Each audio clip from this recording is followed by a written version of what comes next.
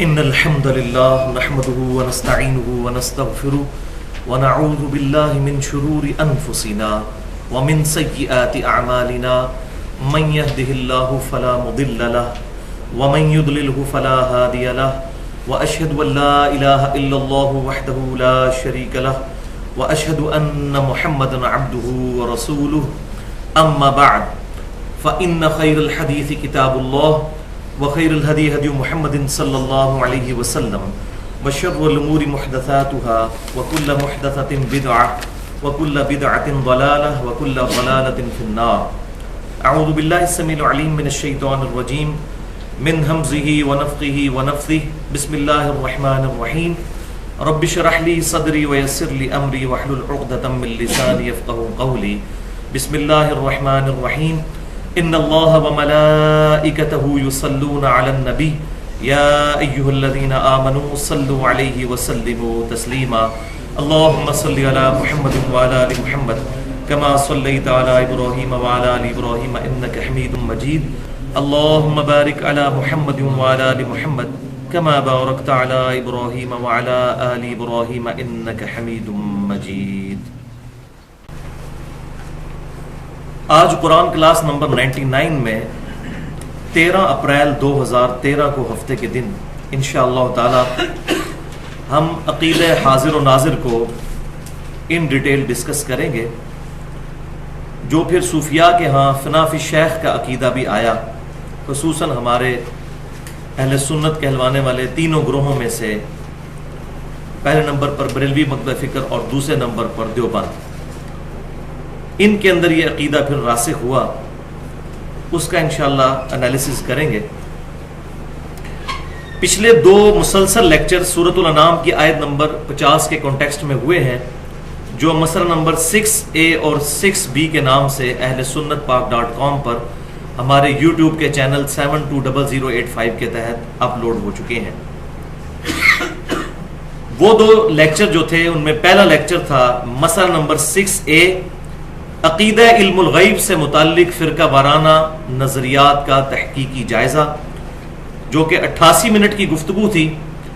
اور اس کے بعد دوسرا لیکچر تھا مسئلہ نمبر 6B، الہام، کشف اور خوابوں کی حقیقت سے متعلق فرقہ وارانہ نظریات کا تحقیقی جائزہ، وہ 108 منٹ کی گفتگو. ان کے ساتھ ایک اور کمپلیمنٹری ٹاپک، ایک جڑا ہوا مضمون ہے، اور میں چاہ رہا ہوں کہ اس کو یہیں پر ایڈریس کر لیا جائے تاکہ اس حوالے پر کوئی تشنگی باقی نہ رہے. اور وہ ٹاپک ہے عقیدہ حاضر و ناظر، جو ہمارے سب کانٹیننٹ میں اس نام سے جانا جاتا ہے. ویسے پوری دنیا کے اندر صوفیاء کا یہ عقیدہ سینکڑوں سالوں سے موجود ہے.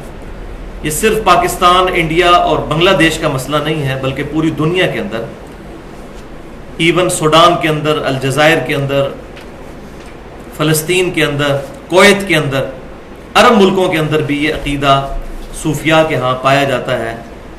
نبی صلی اللہ علیہ وسلم کی مبارک ذات کے بارے میں بھی، اور اپنے بزرگوں اور پیروں کے بارے میں بھی. آج سے تقریباً 1.5 سال پہلے میں نے اس ٹاپک پہ 25 منٹ کی گفتگو کی تھی، جو مسئلہ نمبر 7 کے نام سے اہل سنت پاک.com پر اپلوڈ ہے. لیکن اس دفعہ میں نے کیجول گفتگو کی تھی. آج میں انشاءاللہ اس کو ڈیٹیل ایڈریس کروں گا، پھر ہماری جو پرانی گفتگو ہے اس کو ہم آج والی گفتگو سے ریپلیس کروا دیں گے. اور یہاں یہ بھی بات یاد رکھیں کہ یہ جو لیکچرز دوبارہ سے ریکارڈ ہو رہے ہیں، اس کا یہ مطلب نہیں ہے کہ میں نے کوئی موقف اپنا چینج کر لیا ہے. مقصد یہ ہے کہ جو چیزیں اس دوران فیڈ بیک کے طور پر ملی ہیں ان کو ایڈریس کر دیا جائے. تو ہماری آج کی گفتگو مسئلہ نمبر 7 کے نام سے اہل سنت پاک.com پر ہمارے یوٹیوب کے چینل 720085 کے تھرو اپلوڈ ہوگی، اور اس کا عنوان ہوگا عقیدہ حاضر و ناظر سے متعلق فرقہ وارانہ نظریات کا تحقیقی جائزہ. عقیدہ حاضر و ناظر سے متعلق فرقہ وارانہ نظریات کا تحقیقی جائزہ، عقیدہ حاضر و ناظر سے متعلق فرقہ وارانہ نظریات کا تحقیقی جائزہ. اس لیکچر کے شروع میں بھی میں پھر وہی گزارش کر دوں کہ آج کی گفتگو بھی بڑی محنت کے ساتھ کمپیریٹیو اسٹڈی کرنے کے بعد اس کا مٹیریل تیار کیا گیا ہے، اور یہ انشاءاللہ علی وجہ بصیرت اپنے اعتبار سے ایک منفرد گفتگو ہوگی۔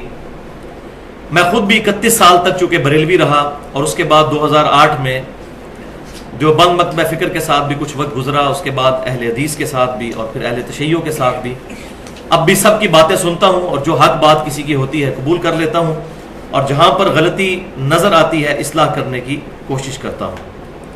اور بھائیوں، میں پھر وہی اعلان کروں کہ میری روٹی چونکہ دین کے ساتھ جڑی ہوئی نہیں ہے، انشاءاللہ میں بغیر کسی بھی شخصیت اور مکتبہ فکر کے خوف کے حق بات امت تک پہنچانے کی کوشش کروں گا انشاءاللہ تعالی۔ میں نے فرقہ واریت کو 3 طلاقیں دے کر اور 4 تکبیریں پڑھ کر دفنا دیا ہے، اور میرے حق میں دعا کریں، بلکہ تمام مسلمانوں کے حق میں دعا کریں کہ اللہ تعالیٰ اس دن سے پہلے کہ ہماری روٹی ہمارے دین کے ساتھ جڑ جائے، اللہ تعالیٰ ہمیں اس دن سے پہلے ایمان و عافیت کے ساتھ مدینہ شریف میں موت، جنت البقیع میں مدفن اور جنت الفردوس میں اپنے محبوب صلی اللہ علیہ وسلم کا پڑوس نصیب فرما دے۔ آج کے لیکچرز میں جتنی آیات آنی تھی، تقریباً 12 کے قریب آیات ہیں جو امپورٹنٹ ہیں، ان کے لیے الگ سے آپ کو ایک کراس ریفرنس کے طور پر پیپر مل چکا ہے، اس پہ وہ 12 کی 12 آیات اسی انٹلیکچوئل ترتیب کے ساتھ درج ہیں۔ جہاں تک احادیث کا تعلق ہے تو صرف کرٹیکل احادیث کے میں انٹرنیشنل نمبر بتا دوں گا، علماء حرمین اور بیروت کی انٹرنیشنل نمبرنگ کے مطابق، جس کے مطابق عربی نسخے جو ہیں احادیث کی کتابوں کے چھپتے ہیں، اور ہمارے اس ملک پاکستان میں بھی دارالاسلام پبلیکیشن اسی کے مطابق کتابیں چھاپتا ہے۔ ٹائم بچانے کے لیے باقی احادیث کے صرف ریفرنس بتاؤں گا کہ یہ کس کتاب سے ہے، بخاری سے ہے، مسلم سے ہے، نمبرز نہیں بتاؤں گا۔ پھر بھی اگر کسی کوئی کیوری ہو تو لیکچر کے اینڈ پہ مجھ سے سوال کر سکتے ہیں، اور میرا ای میل ایڈریس ہے mirza_95@yahoo.com۔ اور یہ میں جو اپنا ای میل بار بار بتا رہا ہوں، اس کی وجہ یہ ہے کہ کچھ بدبخت لوگوں نے میرے ویڈیوز کے اوپر ڈبنگ کر کے اور دوسروں کی آوازیں بھر کے تو یوٹیوب پہ اپلوڈ کی ہوئی ہیں، صرف بدنام کرنے کے لیے۔ لیکن الحمدللہ حق بات چھپی نہیں رہتی، لوگوں کو پتہ ہے کہ یہ میری آواز ہے بھی ہے یا نہیں، اور گفتگو کے عنوان سے بھی پتہ چل جاتا ہے۔ آج کے لیکچر میں کل 3 اہم علمی پوائنٹس میں ڈسکس کروں گا۔ لیکچر میں انٹرسٹ کے لیے میں شروع میں ہی بتا دیتا ہوں، پہلا علمی پوائنٹ ہوگا عقیدہ حاضر و ناظر کی ڈیفینیشن سے متعلق، کہ عقیدہ حاضر و ناظر ہے کیا، اور اسی میں میں ساتھ پھر وہ ٹروتھ بھی ریویل کروں گا کہ اس عقیدے کا بانی کون ہے۔ انڈیا، پاکستان اور بنگلہ دیش کے سب کانٹیننٹ کے ایریے میں کون سا شخص ہے جس نے پہلی دفعہ امت کو اس ڈگر پر چلایا، اور معذرت کے ساتھ وہ اہل سنت کہلوانے والے تینوں گروہ بریلوی، دیوبندی اور سلفی یعنی اہل حدیث کے مشترکہ بزرگ ہیں۔ میں انشاءاللہ ان کا نام بعد میں بتاؤں گا۔ دوسرے پوائنٹ پہ قرآن پاک کی آیات اور احادیث جن سے ڈائریکٹلی عقیدہ حاضر و ناظر لوگوں نے ڈیڈکٹ کیا، ان کو انشاءاللہ ڈسکس کریں گے۔ اور تیسرے پوائنٹ پہ پھر انشاءاللہ تعالی وہ آیات اور احادیث جس سے انڈائریکٹلی رزلٹ نکالا گیا عقیدہ حاضر و ناظر سے متعلق، ان کو انشاءاللہ ڈسکس کریں گے، اور اسی میں لیکچر کنکلوڈ بھی ہوگا۔ اور یہاں یہ بات یاد رکھیے، یہ جو عقیدہ حاضر و ناظر ہے، یہ بدقسمتی کے ساتھ اہل سنت اور اہل تشیع دونوں کے اندر آ چکا ہے صوفیاء کے زیر اثر۔ اہل سنت کہلوانے والے تینوں گروہ بریلوی، دیوبندی اور سلفیوں کے بھی کچھ بزرگ اس عقیدے کو رکھتے تھے، لیکن الحمدللہ آج کے جو اہل حدیث ہیں ان کے علماء کا ایسا کوئی عقیدہ نہیں ہے۔ لیکن مسئلہ وہی ہے کہ وہ پرانے بزرگوں کو غلط نہیں کہتے، وہ بانگ دہل جو کہنا چاہیے۔ تو اللہ کا نام لے کر آج کے لیکچر کی طرف آتے ہیں، 3 علمی پوائنٹس کو ڈسکس کرتے ہیں۔ ایک دفعہ درود شریف پڑھ لیجئے۔ اللہم صلی علی محمد وعلی آل محمد کما صلیت علی ابراہیم وعلی آل ابراہیم انک حمید مجید۔ اللہم بارک علی محمد وعلی آل محمد کما بارکت علی ابراہیم وعلی آل ابراہیم انک حمید مجید۔ پوائنٹ نمبر 1، حاضر و ناظر کا عقیدہ کیا ہے اور اس کا بانی کون ہے؟ تو بھائیو، عربی ڈکشنری القاموس کے مطابق حاضر لفظ جو ہے عربی میں حاضر، یہ ضاد ہے، اس کا مطلب ہوتا ہے موجود، اردو میں بھی یہ لفظ استعمال ہوتا ہے حاضر، اور اس کا جو اپوزٹ ورڈ ہے عربی زبان میں وہ ہے غائب، جو موجود نہ ہو۔ تو دوسرا لفظ ہے ناظر۔ ناظر کہتے ہیں عربی زبان میں دیکھنے والے کو، اردو میں بھی ہم نظر کا لفظ استعمال کرتے ہیں، مشاہدہ کرنے والا۔ حاضر و ناظر کا عقیدہ قرآن و سنت میں کہیں بھی اس نام سے موجود نہیں ہے، یہ خالصتاً صوفیاء کی اصطلاح ہے،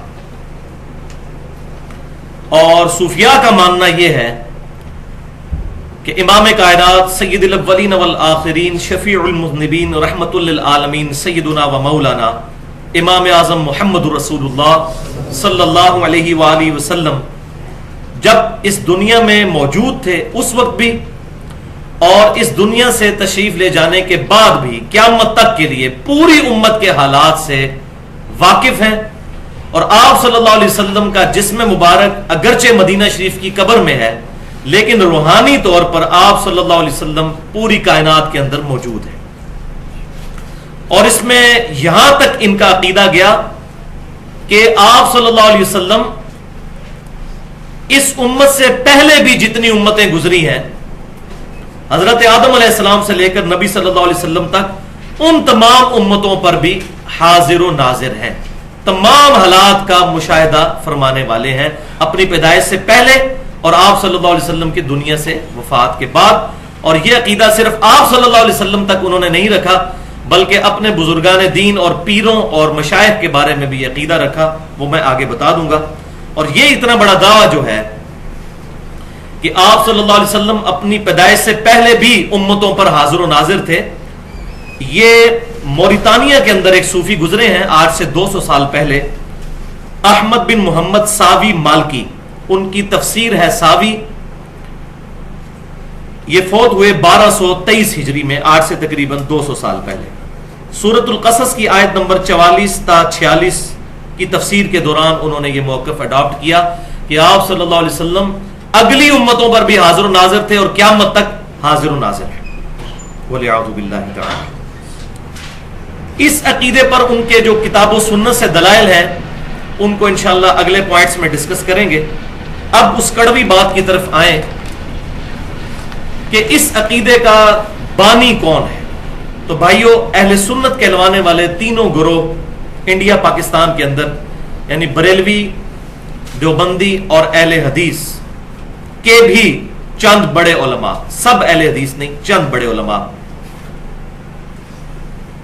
اس شخصیت کو بہت عزت اور احترام کہتے ہیں، اور اپنی کتابوں میں رحمت اللہ علیہ بھی لکھتے ہیں کہ ان کی احادیث کے لیے بڑی خدمات ہیں۔ اور وہ پرسنالٹی ہیں شاہ عبد الحق محدث دہلوی، المتوفا 1052 ہجری، آج سے تقریباً 400 سال پہلے یہ گزرے ہیں، جن کو خصوصاً بریلوی اور دیوبندی مکتبہ فکر کے علماء، خواہ احمد رضا بریلوی صاحب ہوں یا رشید احمد گنگوئی صاحب ہوں یا قاسم نانوتوی صاحب ہوں یا اشرف علی تھانوی صاحب ہوں یا مفتی احمد یار خان نعیمی صاحب ہوں، محقق علی الاطلاق ان کو کہتے ہیں۔ اور پاکستان میں اہل حدیث مکتبہ فکر میں سے ایک بڑے عالم کہ جو چند بڑے علماء کے استاد ہیں، ان میں سے ایک وہ شخصیت جو سعودی عرب میں بھی تبلیغ کا کام کر رہے ہیں پاکستان کی طرف سے، اور ان کے بھائی یہاں پر مناظرے کرتے ہیں، ان کے مشترکہ استاد عبداللہ بھاولپوری صاحب جو فوت ہو چکے ہیں، انہوں نے اپنی کتابوں میں اور خطبات میں عبد الحق محدث دہلوی کو بڑے تعریفی کلمات کے ساتھ اور رحمت اللہ علیہ لکھا ہے۔ لیکن یہ انصاف کی بات ہے کہ یہ ان کا جو پوائنٹ آف ویو ہے وہ ذاتی ہے، لیکن ظلم یہ ہے کہ جو لوگ احمد رضا بریلوی صاحب کو یا رشید احمد گنگوئی اور اشرف علی تھانوی صاحب کو اپنے لیکچرز کے اندر غلط ثابت کرتے ہیں، وہاں ان کو یہ نہیں بھولنا چاہیے کہ عبداللہ بھاولپوری صاحب بھی عبداللہ محدث دہلوی کو رحمت اللہ علیہ کہتے رہے ہیں، ان کا رد بھی کرنا چاہیے، یہی انصاف کا تقاضا ہے، ورنہ یہ دوغلی پالیسی ہے۔ تو بھائیو، عبدالحق محدث دہلوی جو ہے، ان کی ایک مشہور کتاب ہے جو مارکیٹ میں اویلیبل ہے، مدارج النبوہ، اردو زبان میں ٹرانسلیشن ہو چکی ہے، عام مل جاتی ہے۔ اس کی جلد 1 صفحہ 135 اور 5ویں چیپٹر میں، جس کا نام ہے ذکر فضائل آن حضرت صلی اللہ علیہ وسلم، اس میں انہوں نے کتاب و سنت کے دلائل کے بغیر یہ عقیدہ امت کے اندر انجیکٹ کر دیا. ٹوٹی پھوٹی فارم میں صوفیاء کے ہاں یہ عقیدہ پایا جاتا تھا، لیکن اس کو لیگلائز کیا جس بندے نے، وہ عبدالحق محدث دہلوی ہے.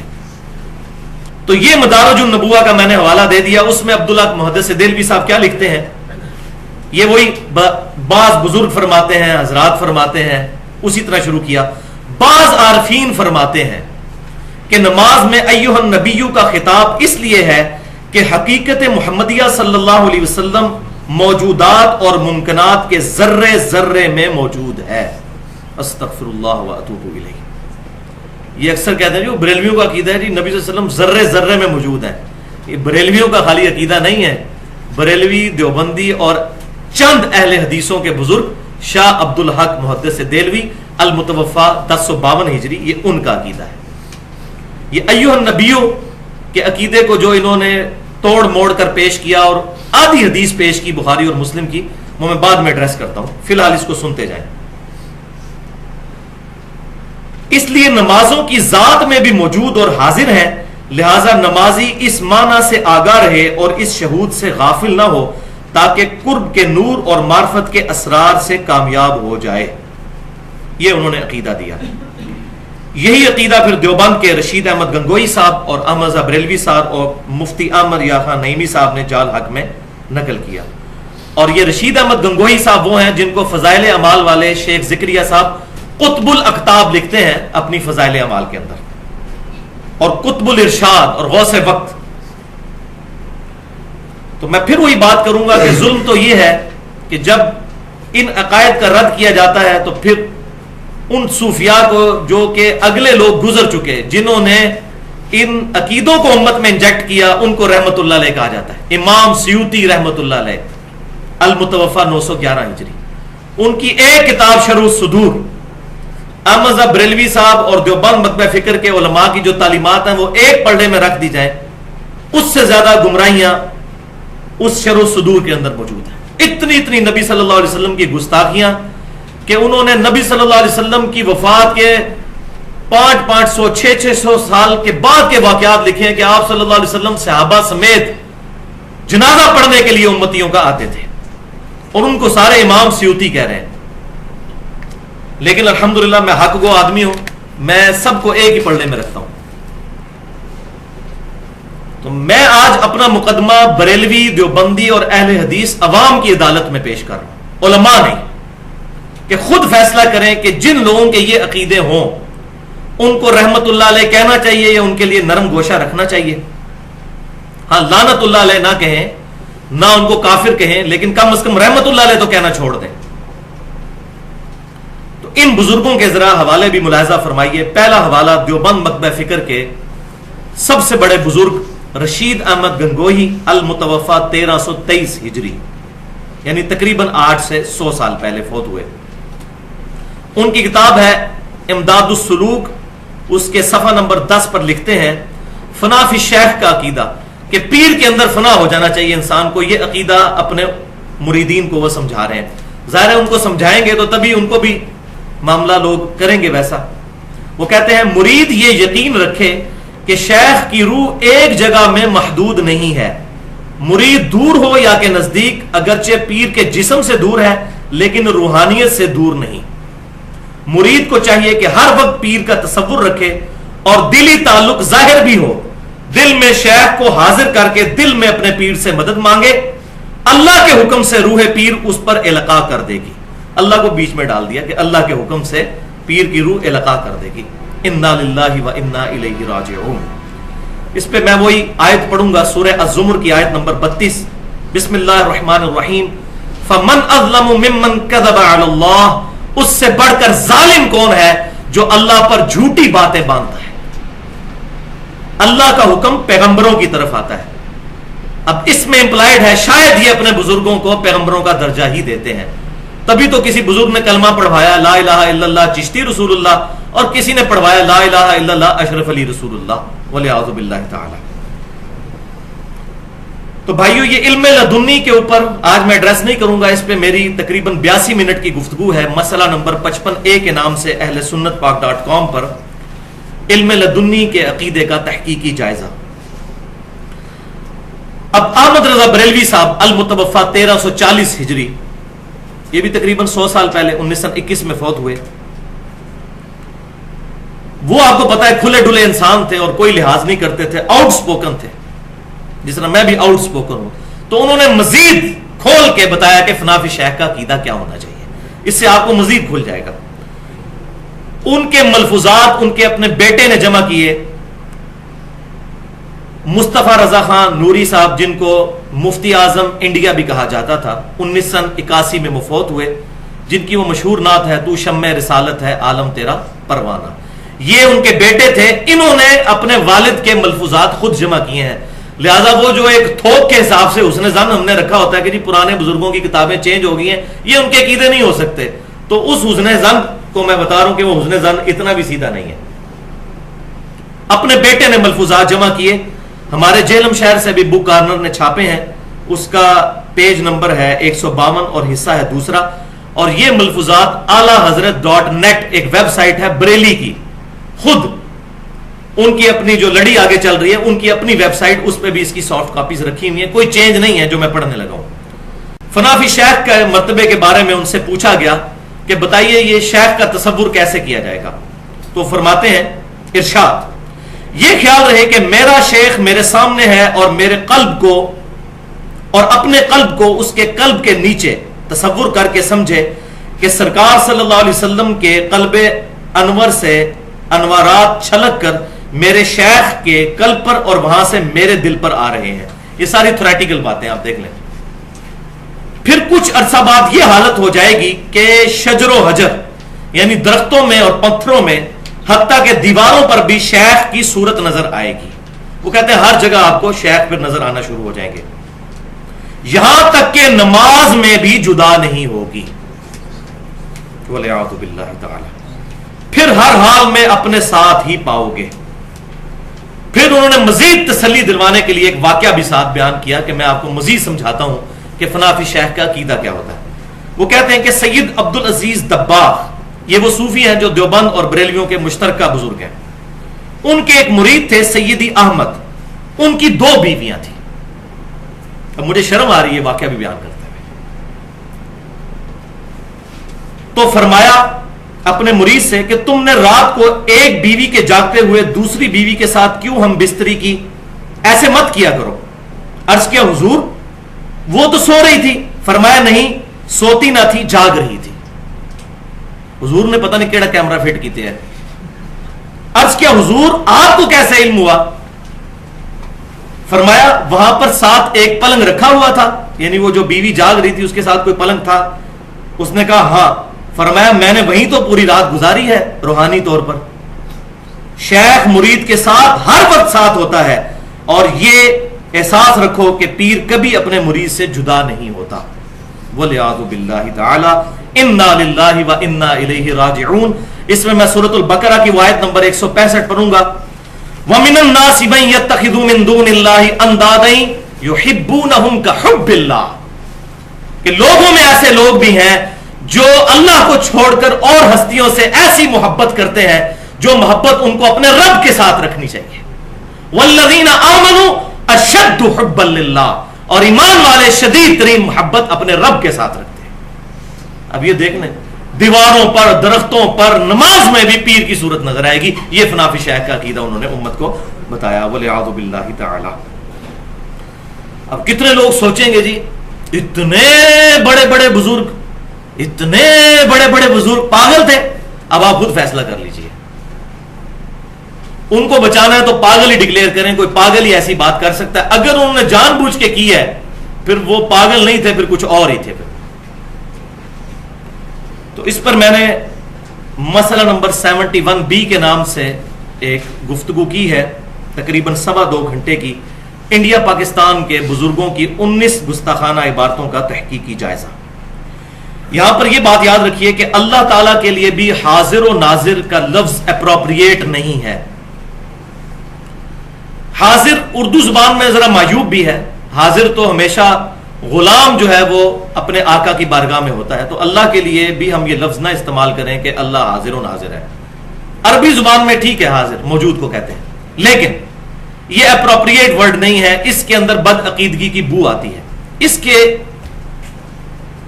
پیرلل میں ایک لفظ ہے عالم و ناظر، یہ لفظ استعمال کیا کریں. اب جس کسی کو سنے نا کہ اللہ حاضر و ناظر ہے، اس کو کہنے یہ لفظ غلط استعمال کر رہے ہو. عالم و ناظر، علم والا اور دیکھنے والا. حاضر کا لفظ استعمال کریں گے تو اس میں پھر وہ بد عقیدگی کی بو آتی ہے جو ہماؤست کا عقیدہ ہے، پینتھیزم کا عقیدہ. صوفیاء کے ہاں وحدت الوجود کا عقیدہ آیا. اللہ تعالی یونیورس کے کائنات کے ذرے ذرے میں موجود ہے، معاذ اللہ استغفر اللہ. تو پھر اس کے بعد وہ خالق اور مخلوق کا فرق تو ختم کر دیتے ہیں. جب اللہ تعالیٰ کائنات کے ذرے ذرے میں موجود ہے، پھر خالق اور مخلوق کا فرق تو ختم ہو گیا. اللہ تعالیٰ اپنی شان کے لائق اپنے عرش پر مستوی ہے، اور وہاں ہوتے ہوئے بھی ہماری رگے جان سے زیادہ قریب ہے. نحن اقرب الیہ من حبل الورید. اس لیے عالم و ناظر لفظ استعمال کیا جائے. آج موقع نہیں ہے، اس پہ میں نے 1 گھنٹے کی اپنی نوعیت کی مشکل ترین گفتگو کی ہے. مسئلہ نمبر 41 کے نام سے اہل سنت پاک.com پر اللہ تعالیٰ کے اسماء و صفات کے حوالے سے نور من نور اللہ، وحدت الوجود اور علم الکلام. اور اسی لیکچر میں نے ڈاکٹر اسرار صاحب کے ساتھ جو میری 1-to-1 ملاقات ہوئی تھی اس کو بھی میں نے بیان کر دیا ہے. اب آ جائیے جناب علمی پوائنٹ نمبر 2 کی طرف. اس میں ہم انشاءاللہ تعالی وہ آیات اور احادیث ڈسکس کریں گے جن کو بنیاد بنا کر عقیدہ حاضر و ناظر کے نام سے ایک عقیدہ امت میں انجیکٹ کیا گیا، ڈائریکٹ جن کو بنیاد بنایا گیا. اب اپنا ریفرنس پیج نکال لیجئے جس پر 12 آیات موجود ہیں. بسم اللہ الرحمن الرحیم. پہلی آیت ہے سورۃ الاحزاب کی آیت نمبر 45. یا ایھا النبی انا ارسلناک شاہدا ومبشرا ونذیرا وداعیا الی اللہ باذنہ وسراجا منیرا. یہ مشہور آیت ہے. اے نبی صلی اللہ علیہ وسلم، بے شک ہم نے آپ کو بھیجا ہے گواہ بنا کر، خوشخبری دینے والا اور ڈر سنانے والا، اور اللہ تعالی کی طرف بلانے والا اور اللہ کے اذن سے چمکا دینے والا آفتاب. اس میں جو لفظ ہے شاہد، عربی زبان میں اس کے لیے جو روٹ ورڈ ہے وہ ہے شاہدہ. اسی سے شاہدن اور شہیدن بنتا ہے، جس کا مطلب ہے گواہ، جو موقع پر حاضر ہو، دیکھنے والا ہو. اور شہید جو اللہ کی راہ میں مارا جاتا ہے اس کو بھی شہید اس لیے کہا جاتا ہے کہ وہ اپنی جان اپنے رب کے حضور قربان کر کے اپنے عمل سے اس بات کی گواہی دے دیتا ہے کہ جو میرا یقین ہے اس پر میں محکم طریقے سے قائم ہوں. تو اپنے عمل سے وہ گواہی دیتا ہے اللہ کے ایک ہونے کی، اس لیے اس کو بھی شہید کہا جاتا ہے. قرآن پاک میں شہید کا لفظ جہاں بھی استعمال ہوا یا شاہد کا لفظ، تو یہ لفظ لغت کے معنوں میں استعمال نہیں ہوا، الا یہ کہ چند ایک موقعوں کے اوپر. جب دین کی ٹرم میں استعمال ہوا تو یہ اصطلاحاً استعمال ہوا. مثال کے طور پر عربی زبان میں رسول کہتے ہیں پیغام لانے والے کو. پوسٹ مین اور ڈاکیے کے لیے بھی عربی میں رسول کا لفظ استعمال ہوتا ہے عربی لغت میں. لیکن دین کی اصطلاح میں رسول کا مطلب معاذ اللہ استغفر اللہ ڈاکیہ نہیں ہوگا، بلکہ اللہ تعالیٰ کا وہ محبوب ترین بندہ جس کو اللہ تعالیٰ نے نامزد کیا ہے اپنے دین کا پیغام انسانیت تک پہنچانے کے لیے. اصطلاح میں رسول کا معنی اور ہوا اور لغت میں اور ہوا. بالکل اس طریقے سے شاہد اور شہید کا معنی لغت میں تو ہے گواہ، حاضر، موجود، لیکن اسلام کی اصطلاح میں اس کا معنی کچھ اور ہے. اور وہ کیا ہے؟ وہ اگلی آیت پڑھیے، ریفرنس نمبر 2 سورۃ النساء آیت نمبر 41 ہے. بسم اللہ الرحمن الرحیم. فَكَيْفَ إِذَا جِئْنَا مِن كُلِّ أُمَّةٍ بِشَهِيدٍ. پس وہ وقت کیسا ہوگا جبکہ ہم ہر امت میں سے ایک گواہ کو اٹھائیں گے. وَجِئْنَا بِكَ عَلَى هَؤُلَاءِ شَهِيدًا. اور اے محبوب صلی اللہ علیہ وسلم، آپ کے ان امتیوں پر آپ کو ہم گواہ بنائیں گے. ہر امت سے گواہ اٹھائیں گے اور آپ کی امت سے آپ گواہ ہوں گے. یعنی ہر امت سے اس امت کا پیغمبر گواہ بن کر اٹھے گا اور کیا گواہی دے گا کہ میں نے اپنے رب کا پیغام اے اللہ تیرے بندوں تک پہنچا دیا تھا. یہ وہ گواہی دے گا. تو پرائمری طور پر تمام انبیاء کرام علیہم السلام شاہد اور شہید ہیں، لیکن اس امت کو یہ اعزاز حاصل ہے کہ ختم نبوت صلی اللہ علیہ وسلم کی وجہ سے اللہ تعالیٰ نے اس امت کو بھی یہ ٹائٹل دیا ہے کہ یہ بھی امت شہید امت ہے، یہ بھی امت شاہد امت ہے۔ وہ آگے آیات آ جائیں گی۔ پہلے میں اس آیت کے کانٹیکسٹ میں سورۃ النساء کی آیت نمبر 41 کے کانٹیکسٹ میں صحیح بخاری اور صحیح مسلم کی ایک حدیث ہے وہ بیان کر دوں کہ سیدنا عبداللہ ابن مسعود رضی اللہ تعالیٰ عنہ کہتے ہیں، امام بخاری اس کو کتاب التفسیر میں لے کر آئے اسی آیت کی تفسیر میں، اور یہ مسلم میں بھی ہے حدیث، کہ ایک دن آپ صلی اللہ علیہ وسلم نے مجھ سے فرمائش کی کہ عبداللہ مجھے قرآن سناؤ۔ تو میں نے عرض کیا اللہ کے رسول صلی اللہ علیہ وسلم قرآن تو آپ پر نازل ہوا، میں آپ کو قرآن سناؤں؟ تو آپ صلی اللہ علیہ وسلم نے فرمایا کہ مجھے دوسروں سے قرآن سن کر لطف حاصل ہوتا ہے۔ تو سیدنا ابن مسعود رضی اللہ تعالیٰ عنہ کہتے ہیں کہ میں نے قرآن کی تلاوت کرنا شروع کی اور سورۃ النساء کی۔ جب میں اس آیت پر پہنچا فَكَيْفَ إِذَا جِئْنَا مِن كُلِّ أُمَّةٍ بِشَهِيدٍ وَجِئْنَا بِكَ عَلَى هَؤُلَاءِ شَهِيدًا، پس وہ وقت کیسا ہوگا جب ہم ہر امت میں سے ایک گواہ یعنی پیغمبر کو اٹھائیں گے اپنی امت کے خلاف گواہی دینے کے لیے، اور اے محبوب صلی اللہ علیہ وسلم آپ کو ہم آپ کی امت پر گواہی دینے کے لیے اٹھائیں گے۔ تو سیدنا ابن مسعود کہتے ہیں حضور صلی اللہ علیہ وسلم نے مجھے کہا عبداللہ بس کرو، عبداللہ بس کرو، اور میں نے نبی صلی اللہ علیہ وسلم کی طرف دیکھا تو آپ صلی اللہ علیہ وسلم کے چشمان کرم سے مسلسل آنسو جاری تھے کہ مجھے اپنی امت کے خلاف قیامت والے دن گواہی دینے۔ ہمیں تو بچپن سے بتایا گیا کہ نبی صلی اللہ علیہ وسلم ہماری شفاعت کریں گے، انشاءاللہ ہم امید رکھتے ہیں کہ شفاعت ہو، لیکن جن لوگوں نے قرآن کو چھوڑ دیا نبی صلی اللہ علیہ وسلم ان کی شکایت بھی لگائیں گے۔ سورۃ الفرقان کی آیت نمبر 30 ہے، بسم اللہ الرحمن الرحیم، وقال الرسول یا رب ان قوم اتخذوا هذا القرآن مہجورا، اور محبوب صلی اللہ علیہ وسلم قیامت والے دن شکایت کریں گے کہ اے اللہ میری امت نے قرآن کو پیٹھ کے پیچھے ڈال دیا تھا۔ استغفر اللہ واتوب الیہ۔ اب مجھے بتائیں کہ جس کی شکایت امام کائنات سید الاولین والآخرین شفیع المذنبین رحمت للعالمین سیدنا و مولانا امام اعظم محمد رسول اللہ صلی اللہ علیہ وسلم لگا دیں، اس کی شفاعت پھر کون کرے گا؟ جس طرح نبی صلی اللہ علیہ وسلم شہادت علی الامہ دیں گے، پوری امت پر گواہ ہے، یہ امت آپ صلی اللہ علیہ وسلم کے بہاف پر پوری انسانیت کے اوپر گواہ ہے، اور اس کا ذکر آیا ہے سورۃ البقرہ کی آیت نمبر 143 میں، جو آپ کے ریفرنس پر تیسری آیت ہے۔ تو جو ہم پہلی آیت پڑھ چکے انا ارسلناک شاہدا ومبشرا ونذیرا، وہ ایک موقع ہے جہاں پر احمد رضا بریلوی صاحب نے ترجمہ کیا کہ اے نبی صلی اللہ علیہ وسلم ہم نے آپ کو حاضر و ناظر بنا کر بھیجا۔ شاہد کا ترجمہ انہوں نے لغت والا کیا، ترجمہ بالکل ٹھیک ہے، شاہد کا لغت میں ترجمہ کریں گے تو بالکل ٹھیک ہے۔ پھر اگر یہی مانا جائے گا پھر جہاں جہاں نبی صلی اللہ علیہ وسلم یا کسی اور پیغمبر کے لیے رسول کا لفظ آیا پھر وہاں ڈاکیہ اور پوسٹ مین بھی ترجمہ کیا جا سکتا ہے، معاذ اللہ استغفر اللہ، لغت کے اعتبار سے۔ لیکن قرآن میں اصطلاح چل رہی ہے، اصطلاح میں ترجمہ ان کا غلط ہے، اور قرآن اپنی حفاظت خود کرتا ہے۔ اب جو آیات دو آنے لگی ہیں وہاں پر احمد رضا بریلوی صاحب نے بھی ترجمہ ٹھیک کر دیا، اور اس لیے ترجمہ ٹھیک کر دیا کہ یہاں پر اگر یہ ترجمہ وہ نہ کرتے تو پوری امت کو حاضر و ناظر ماننا پڑ جاتا۔ تو قرآن اپنی حفاظت کرتا ہے، اسی لیے میں کہتا ہوں ترجمہ کسی کا مرضی پڑھ لیں، انشاءاللہ تعالی قرآن ہدایت کے لیے کافی ہے۔ کسی نے 2 نمبری بھی کی ترجمے میں کہیں نہ کہیں ڈنڈی اس کی پکڑی جائے گی۔ اب یہ 2 آیات وہ ہیں جن پر احمد رضا بریلوی صاحب نے بھی شہید کا اور شاہد کا اور شہداء کا ترجمہ حاضر و ناظر نہیں بلکہ گواہ کیا ہے، تو انہوں نے خود ہی اپنی وائلیشن کر دی۔ سورۃ البقرہ آیت نمبر 143، بسم اللہ الرحمن الرحیم، وَكَذَلِكَ جَعَلْنَاكُمْ أُمَّةً وَسَطًا، اور اے امت محمدیہ صلی اللہ علیہ وسلم ہم نے تمہیں بنایا ہے ایک معتدل امت، لِتَكُونُوا شُهَدَاءَ عَلَى النَّاسِ، تاکہ تم لوگوں پر اللہ کے گواہ بن کر کھڑے ہو جاؤ اللہ کی گواہی دینے کے لیے، وَيَكُونَ الرَّسُولُ عَلَيْكُمْ شَهِيدًا، اور رسول اللہ صلی اللہ علیہ وسلم تم پر گواہ بنے، وہ تم تک دین کا پیغام پہنچائیں گے، اللہ کی گواہی دیں گے، اور تم تصدیق کرنے کے بعد پوری انسانیت تک یہ پیغام پہنچاؤ گے۔ اور یہ میں اپنی طرف سے تشریح نہیں کر رہا، بخاری اور مسلم میں 2 حدیثیں موجود ہیں اس کی تشریح میں۔ میں وہ بیان کرتا ہوں.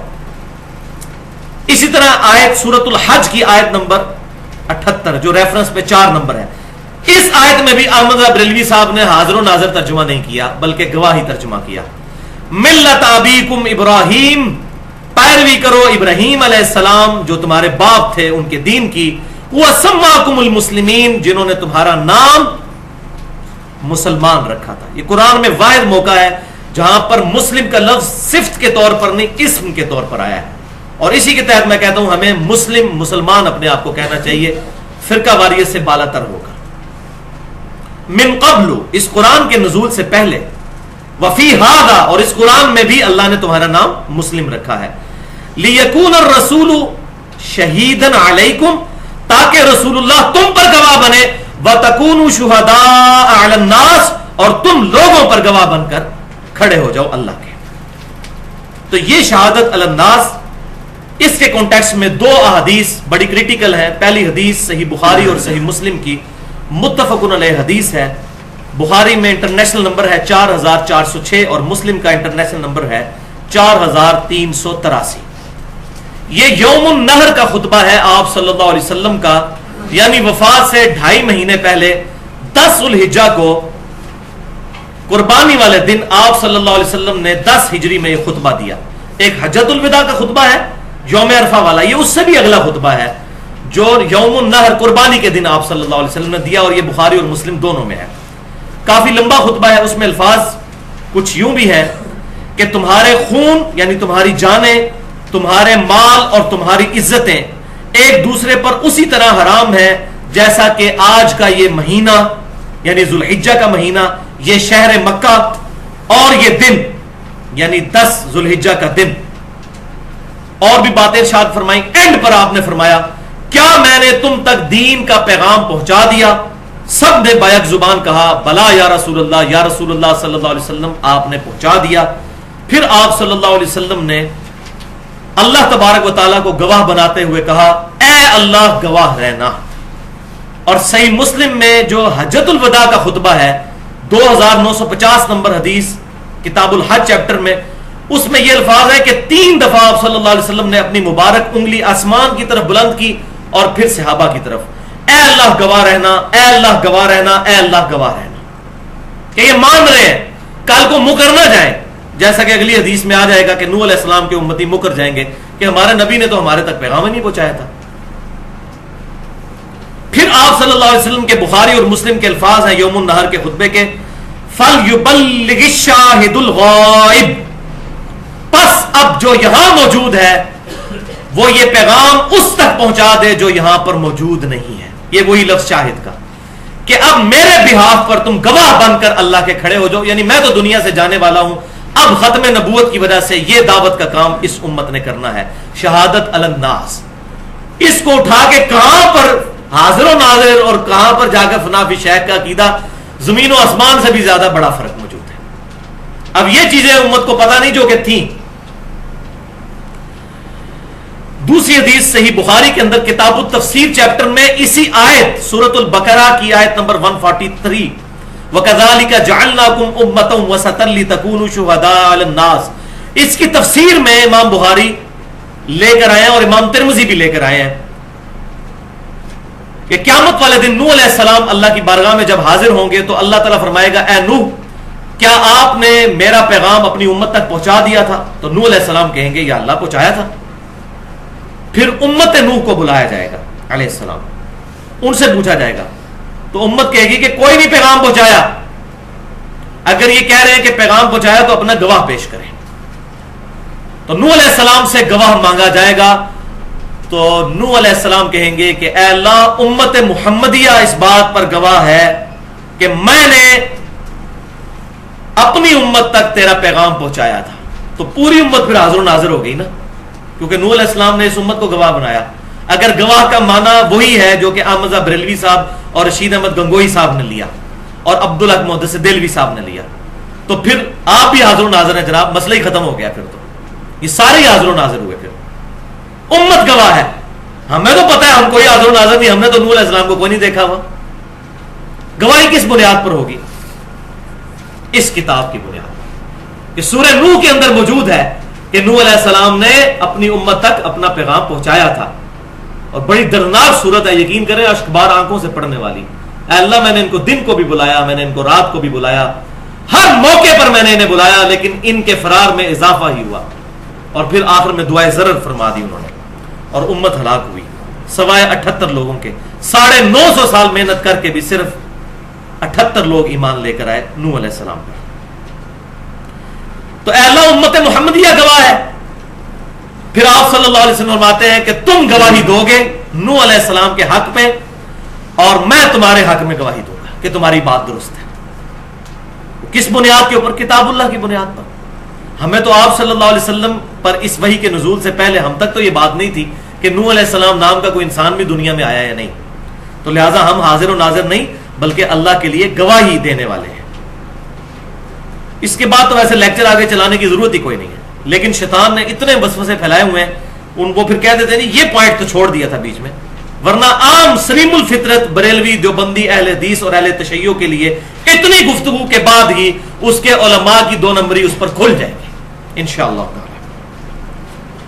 لیکن افسوس کہ وہی بات پھر اس سب کانٹیننٹ میں 2 بڑے بڑے بزرگ جن کو بریلوی دیوبندی اور بعض اہل حدیث بھی بہت بڑا بزرگ مانتے ہیں, پہلے نمبر والے کو تو ضرور مانتے ہیں, وہ ہے شاہ عبد العزیز محدث دہلوی, المتوفا 1239 ہجری, آج سے تقریباً 200 سال پہلے. انہوں نے تفسیر عزیزی میں, اور دوسرے دیوبند کے پہلے بزرگ بڑے بزرگ علامہ شبیر احمد عثمانی صاحب, جنہوں نے محمد علی جناح کا جنازہ بھی پڑھایا تھا, انہوں نے تفسیر عثمانی میں, اور یہ فوت ہوئے 1369 ہجری میں. ان دونوں نے تفسیر یہ سورۃ البقرہ کی, میں نے تفسیر کی صحیح بخاری سے, انہوں نے خود سے تفسیر کی, اور انہوں نے کہا کہ آپ صلی اللہ علیہ وسلم امت پر گواہ ہیں, کیونکہ پوری امت کے نامہ اعمال آپ صلی اللہ علیہ وسلم کی قبر انور میں آپ صلی اللہ علیہ وسلم پر پیش کیے جاتے ہیں, اس لیے امت کی گواہی دیں گے. چلو یہ تو مسئلہ حل کر لیا, تو امت کیسے پھر گواہ ہوئی؟ ہماری قبروں میں بھی نوح علیہ السلام کی امت کے نامہ اعمال پیش کیے جائیں گے, یہ مطلب پھر بنا لیا جائے. اور ہمارے سعودی عرب کے جو بھولے بھالے علماء ہیں وہ بھی 1980 تک حاجیوں کو یہ تفسیر مفت بانٹتے رہے. پھر ان کو بعد میں پتا چلا کہ اس میں تو ایسے ایسی بدعقیدگیاں لکھی ہیں, تو پھر انہوں نے سارے نسخے ریٹریو کر کے ان کو ختم کیا. اب جو ماشاءاللہ قرآن احسن البیان, وہ پاکستان کے ایک بڑے اہل حدیث عالم ہیں صلاح الدین یوسف صاحب, ان کا لکھا ہوا, وہ الحمدللہ کافی حد تک اس طرح کی بدعقیدگیوں سے پاک ہے. تو انہوں نے کہا رسول اللہ صلی اللہ علیہ وسلم پر نامہ اعمال پیش کیے جاتے ہیں, اس لیے قیامت والے دن گواہی دیں گے. بھائیو, صحیح مسلم اور جامعہ ترمذی میں حدیث موجود ہے کہ ہر سوموار اور ہر جمعرات کو اللہ کی بارگاہ میں نامہ اعمال پیش کیے جاتے ہیں. اور جامعہ ترمذی میں حدیث آگے چلتی ہے کہ آپ صلی اللہ علیہ وسلم سوموار کا روزہ اور جمعرات کا روزہ اس لیے بھی رکھتے تھے. ایک تو وہ ریزن ہے جو صحیح مسلم میں ہے کہ آپ کی پیدائش کا دن اور وحی کے نزول کا دن ہے سوموار. ایک ریزن یہ بھی کہ میرے رب کے حضور میرا نامہ اعمال پیش ہوتا ہے. میں اللہ سے یہ خواہش رکھتا ہوں کہ اللہ کے حضور جب میرا نامہ اعمال پیش ہو تو میں روزے کی حالت سے ہوں, آپ صلی اللہ علیہ وسلم نے فرمایا.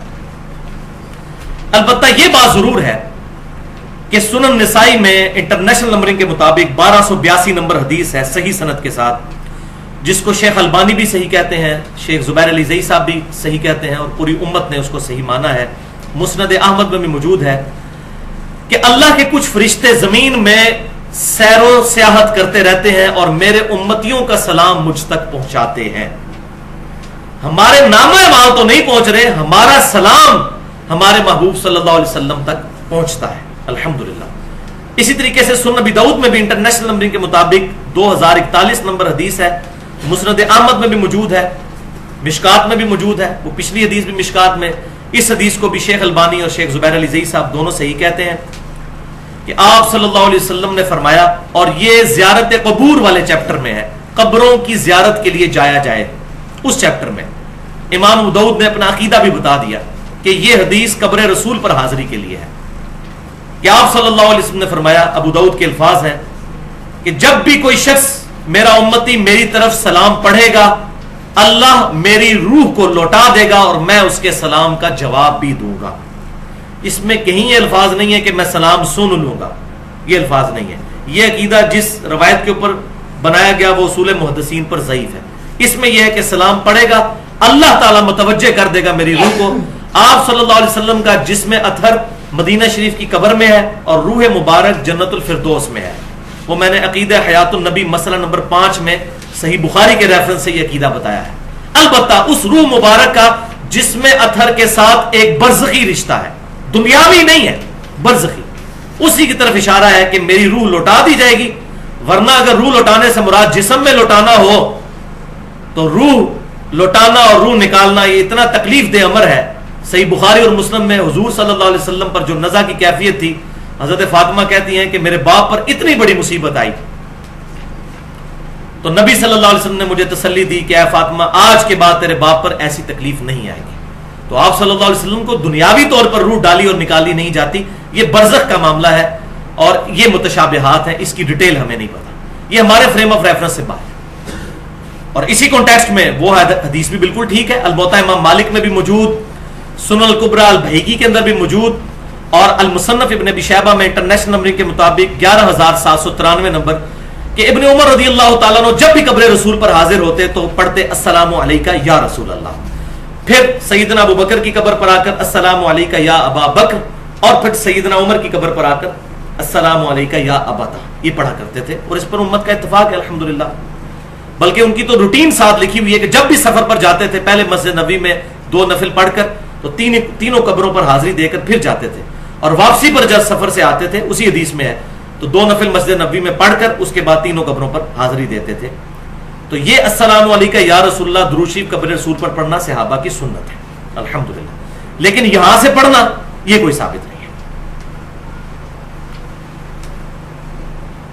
بالکل اسی طریقے سے صحیح بخاری اور صحیح مسلم کی وہ متفق علیہ حدیث، یہاں میں وہ مسئلہ بھی کلیئر کروں گا ایھا النبیوں کا، تشہد کے چیپٹر میں ابن مسعود رضی اللہ تعالیٰ عنہ کہتے ہیں جب بھی ہم یہ تشہد پڑھا کرتے تھے تو ہم اپنی طرف سے الفاظ ایڈ کر دیتے تھے، السلام علینا وعلی عباد اللہ الصالحین کے ساتھ پڑھتے تھے، السلام علی جبرائیل، السلام علی میکائیل، السلام علی اسرافیل۔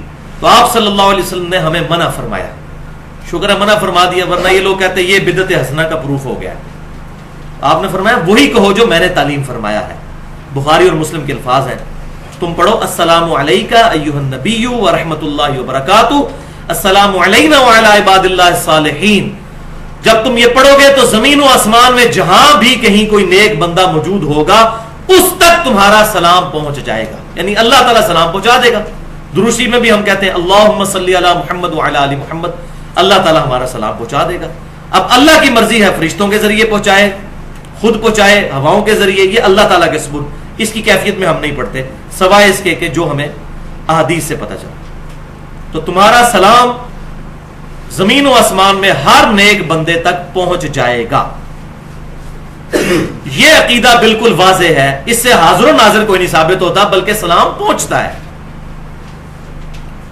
تو ہم الحمدللہ نماز میں آپ صلی اللہ علیہ وسلم کا تصور رکھ کر ہی نماز میں یہ پڑھ رہے ہوتے ہیں، اے نبی آپ پر سلام ہو انشائیہ۔ لیکن اگر کسی کا پیچھے یہ عقیدہ ہے کہ حضور یہاں پر روحانی طور پر موجود ہیں اور میری بات کو سن رہے ہیں، تو ایسا عقیدہ کتاب و سنت کے 100% خلاف ہے، اور نبی صلی اللہ علیہ وسلم کی شان میں 100% گستاخی ہے۔ توبہ کرے بندہ اس عقیدے سے، جب آپ فرما رہے ہیں کہ سلام پہنچ جائے گا تو یہی عقیدہ ہے۔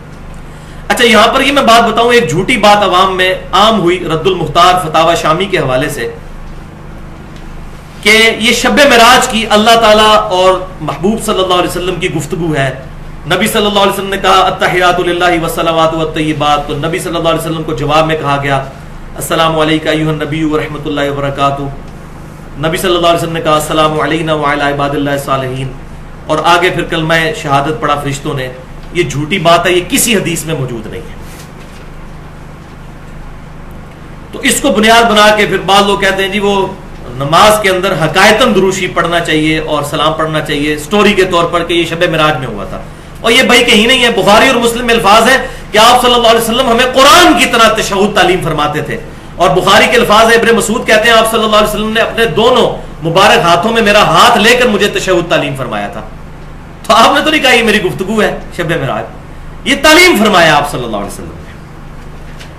اچھا یہاں پر میں ایک اور بات بھی عرض کر دوں کہ صحیح بخاری میں ابن مسعود رضی اللہ تعالیٰ عنہ کا ایک قول بھی ساتھ موجود ہے کتاب الاستئذان چیپٹر میں کہ حضور کی وفات کے بعد وہ کہتے تھے السلام علی النبی، السلام علیکہ ایھا النبی نہیں کہتے تھے.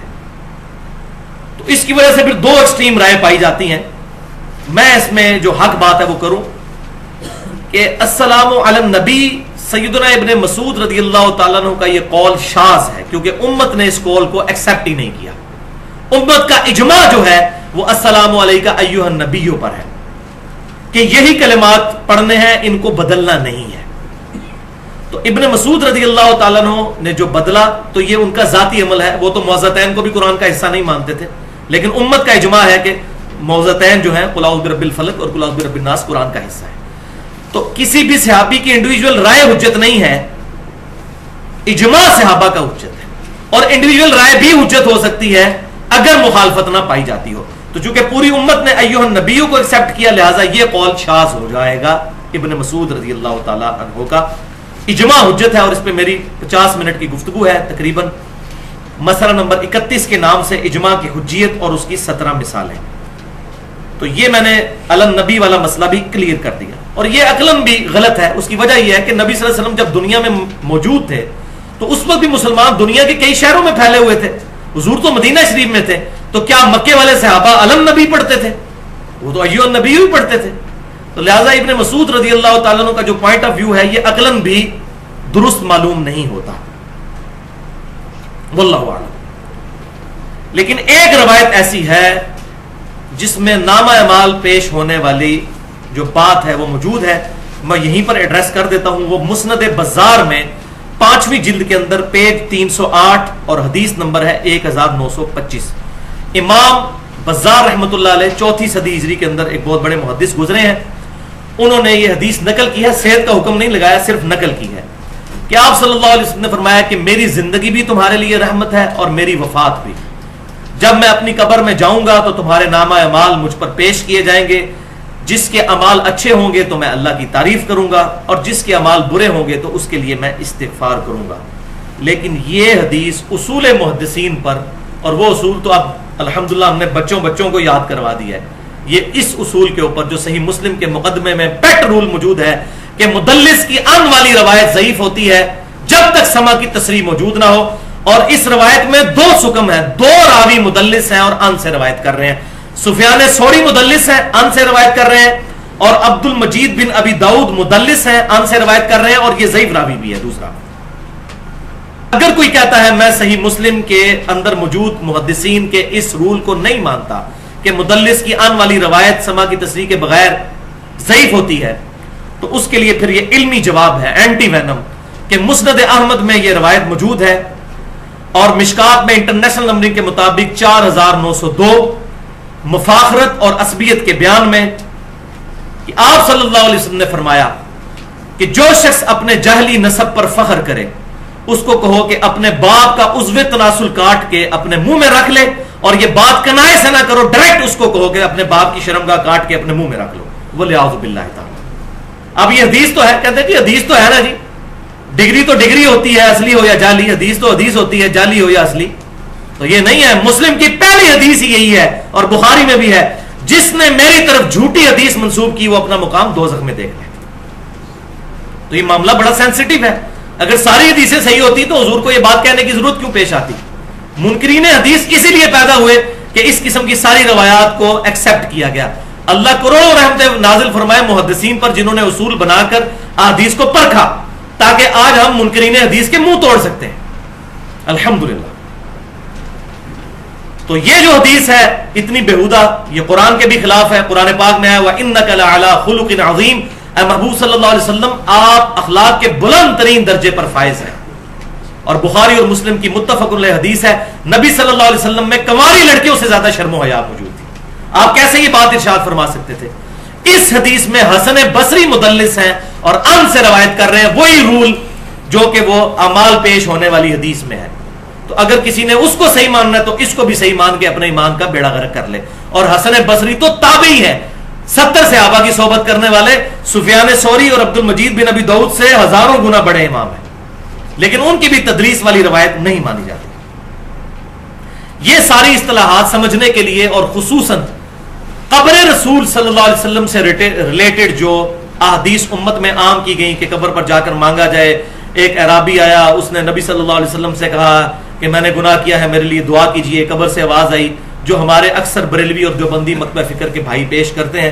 ان تمام احادیث کے بارے میں جو اصول محدثین کیا ہیں, بریلوی دیوبندی اہل حدیث کے مولویوں کے اصول نہیں, پہلے 300 سال کے محدثین کے اصول, اس میں میرے 2 لیکچرز ہیں. مسئلہ نمبر 36 ضعیف الاسناد اور من گھڑت احادیث کے فتنے کا تحقیقی جائزہ, 1.5 گھنٹے کی گفتگو.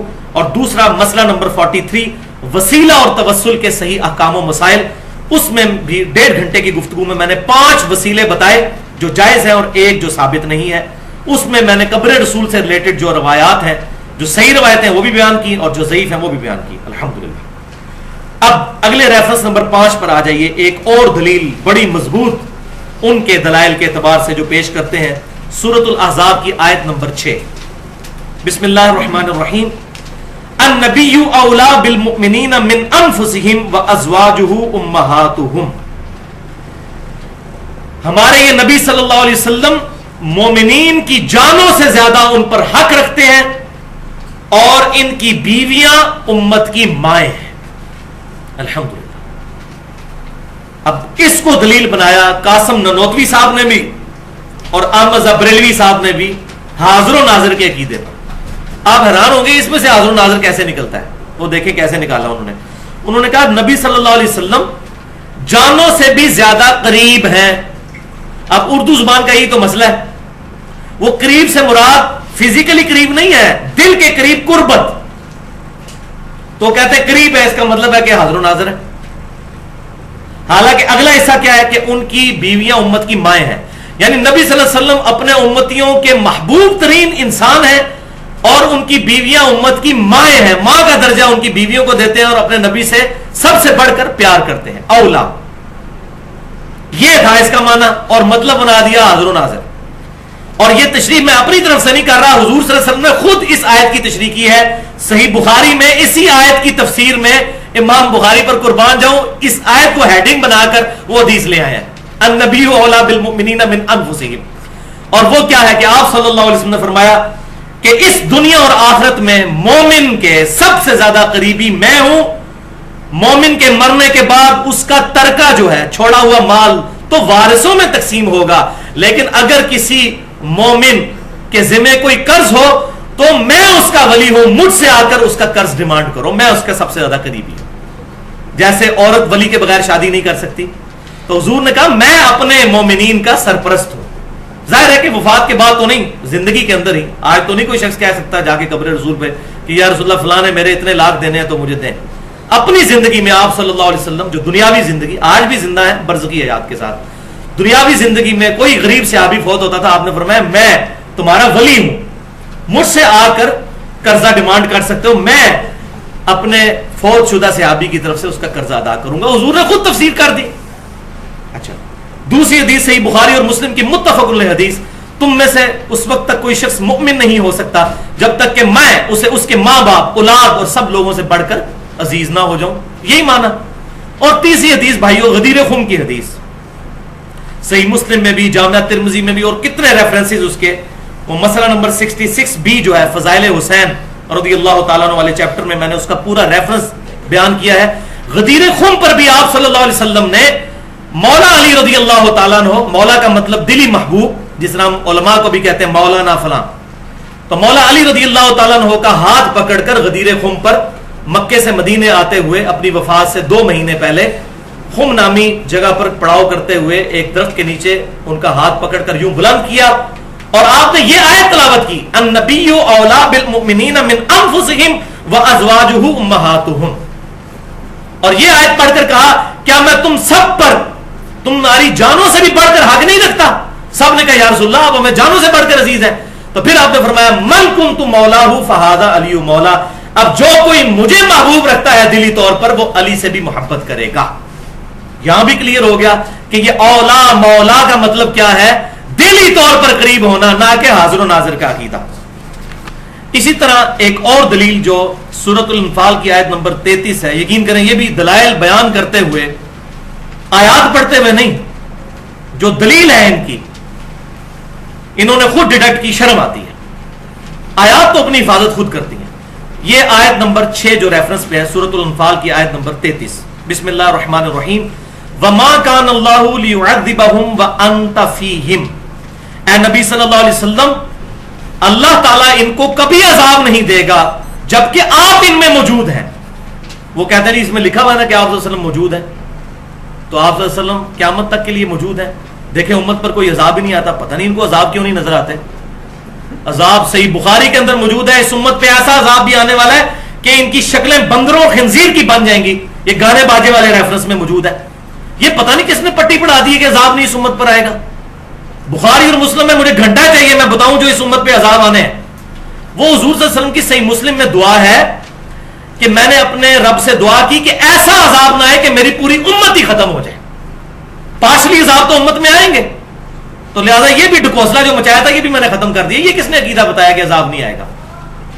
اور پاکستان تو میں سمجھتا ہوں پچھلے 8-10 سال سے اللہ کے عذاب کی لپیٹ میں، کیونکہ یہ وہ ملک تھا جو اسلام کے نام پر بنا تھا، لیکن یہاں پر اسلام کا نفاذ ہم نے نہیں کیا. ابھی پتہ نہیں کتنا امتحان ہمارا باقی ہے. وَلِعَاذُ بِاللَّهِ تَعَالَى. تو اے نبی صلی اللہ علیہ وسلم جب تک آپ ان میں موجود ہیں اللہ ان کو عذاب نہیں دے گا. اس سے پچھلی آیت پڑھتے نہیں ہیں.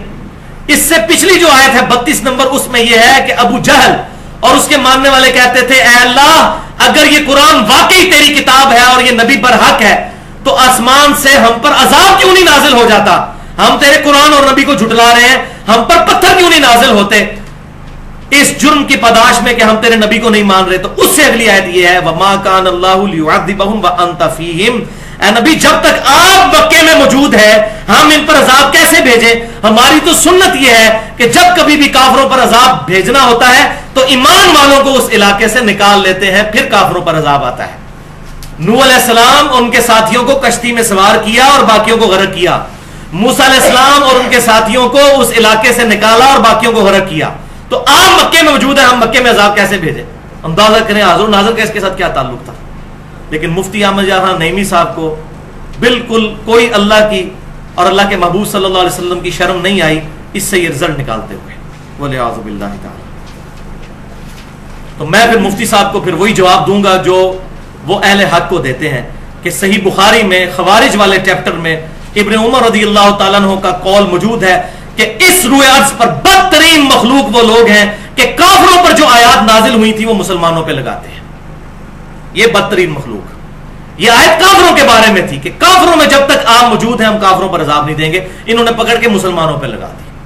تو آگے نا فتوے پہ پھر یہ وہ آیت ان کے اوپر جو آیات کافروں کے بارے میں نازل ہوئی تھی مسلمانوں پر تو. اب آ جائیے جناب آخری پوائنٹ کی طرف جو کہ ان دلائل پر مشتمل ہے کہ جو انڈائریکٹ دلائل ہیں، اور یہاں پر میں انشاءاللہ لیکچر کو کنکلوڈ بھی کر دوں گا. ایک دفعہ دروشی پڑھ لیجئے. اللہم صلی علی محمد وعلی آل محمد کما صلیت علی ابراہیم وعلی آل ابراہیم انک حمید مجید. اللہم بارک علی محمد وعلی آل محمد کما بارکت علی ابراہیم وعلی آل ابراہیم انک حمید مجید. پوائنٹ نمبر 3، ان آیات اور احادیث کا بیان جو کہ انڈائریکٹ دلائل بنائے گئے حاضر و ناظر کے، اور اس میں انشاءاللہ گفتگو میں کنکلوڈ بھی کر دوں گا. ریفرنس نمبر 7 پر آ جائیے، پارہ نمبر 30 میں سورۃ الفیل کی آیت نمبر 1. اب یہ جو پچھلے دلائل تھے ان سے بھی زیادہ کمزور دلائل ہیں، لیکن مجبوری ہے بیان تو کرنا ہے. آپ حیران ہوں گے کہ کس طرح خود بدلتے نہیں اور قرآن کو بدل دیتے ہیں. بسم اللہ الرحمن الرحیم. الم تر کیف فعل ربک باصحاب الفیل. اے محبوب صلی اللہ علیہ وسلم کیا آپ نے نہیں دیکھا کہ ہم نے ہاتھی والوں کے ساتھ کیا سلوک کیا؟ یہ اس واقعے کی طرف اشارہ تھا جس سال آپ صلی اللہ علیہ وسلم کی پیدائش ہوئی، اس سال ابراہ نے خانہ کعبہ شریف کو شہید کرنے کی غرض سے حملہ کیا تھا. تو اللہ تعالیٰ کی طرف سے ابابیل کا لشکر آیا اور وہ ہلاک کر دیے گئے. تو کہتے ہیں دیکھیں نبی صلی اللہ علیہ وسلم وہاں پر موجود تھے نا، اسی لیے تو کہا گیا کہ اے نبی صلی اللہ علیہ وسلم کیا آپ نے نہیں دیکھا؟ تو آپ اپنی پیدائش سے پہلے بھی حاضر و ناظر تھے، یہ واقعہ دیکھ رہے تھے.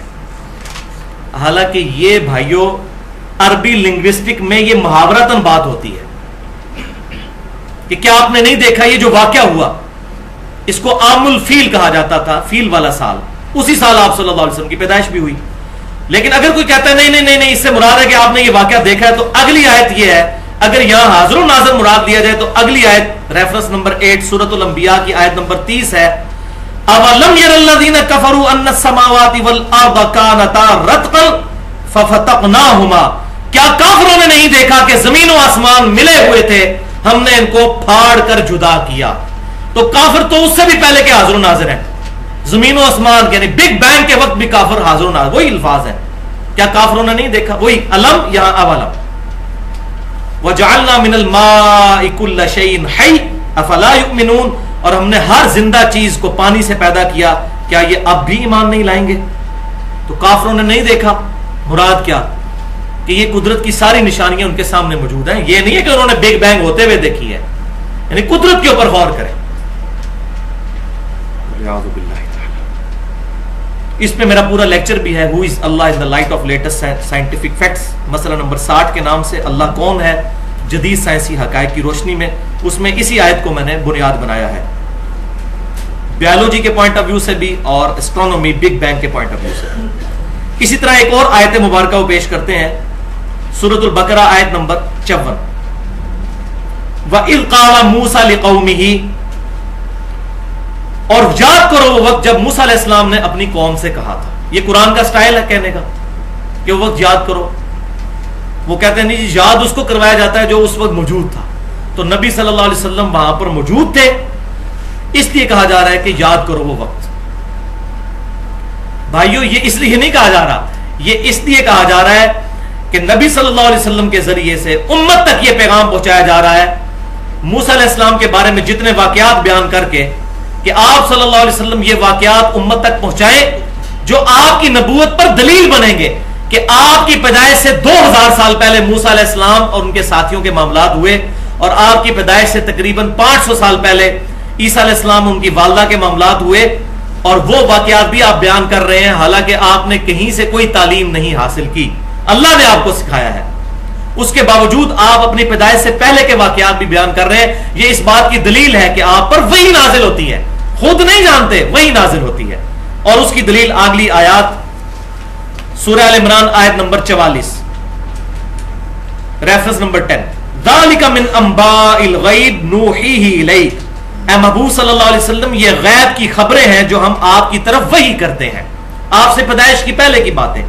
وما كنت لديهم اذ يلقون اقلامهم ايهم يكفل مریم، اور اے محبوب صلی اللہ علیہ وسلم جب سیدہ مریم کی کفالت کے لیے قرعہ اندازی کی جا رہی تھی پانی میں کلمے ڈال کر کہ کون مریم کی کفالت کرتا ہے، اس وقت آپ وہاں پر موجود نہیں تھے۔ اس کی ڈیٹیل تورات میں ملتی ہے ہمیں، تورات میں نہیں انجیل کے اندر، ظاہر ہے تورات میں تو ہو بھی نہیں سکتی، کہ عیسیٰ علیہ السلام کی جو والدہ تھیں ان کی کفالت کے لیے اختلاف پیدا ہوا، اس وقت چیف پریسٹ جو تھے ہیکل سلیمانی کے جو بڑے کاہن تھے وہ سیدنا زکریا علیہ السلام تھے، ٹیمپل آف سلیمان کے، تو انہوں نے ان پر اللہ تعالیٰ نے یہ وحی کی کہ آپ قرآن اندازی کریں کہ پانی کے بہاؤ پر کلمے رکھیں، جس کی قلم پانی کے بہاؤ کے اپوزٹ چلنا شروع کر دے گی، یہ تو بڑا ناممکن سی بات ہے، وہ تو پانی کے ساتھ ہی قلم بہ جائے گی، تو جس کی اپوزٹ چلے گی نا تو وہ کفالت کرے گا سیدہ مریم کی۔ تو سیدنا زکریا علیہ السلام کی اپوزٹ چلنا شروع ہو گئی تھی، تو وہ خالو بھی تھے سیدہ مریم کے، ان کے حصے میں یہ معاملہ آیا کہ انہوں نے کفالت کی سیدہ مریم کی، تو اس کی طرف اشارہ ہو رہا ہے کہ اے نبی صلی اللہ علیہ وسلم جب وہ کلمے ڈال رہے تھے آپ تو وہاں موجود نہیں تھے، وما كنت لديهم اذ يختصمون، اور نہ آپ اس وقت وہاں موجود تھے جب ان میں جھگڑا ہو رہا تھا۔ کیا مراد کہ آپ موجود نہیں تھے، تب بھی آپ یہ باتیں بیان کر رہے ہیں وحی کی وجہ سے، یہ آپ کی نبوت کی دلیل ہے۔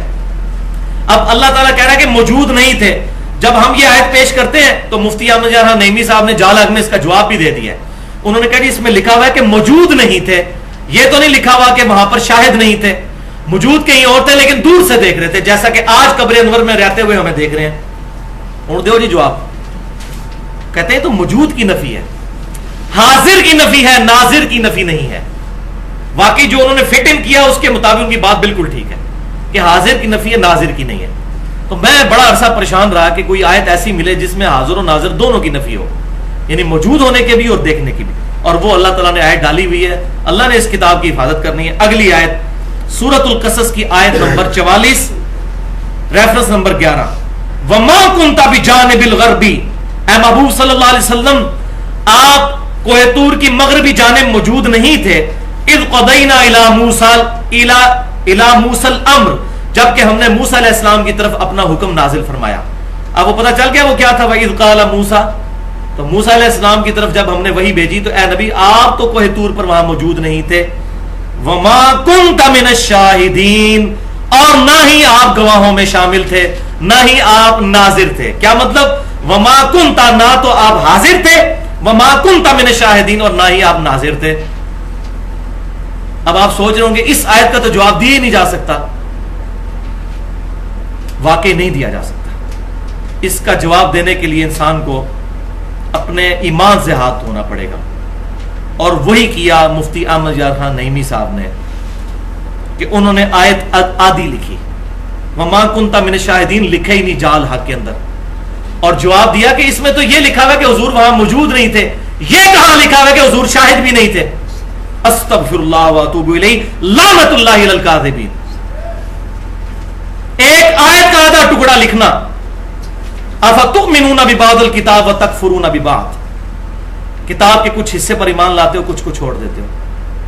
اب جواب لکھتے ہوئے اس کو نہیں نظر آ رہا تھا کہ یہ آدھی لین کی یہ آیت ہے، میں آدھی لکھ رہا ہوں.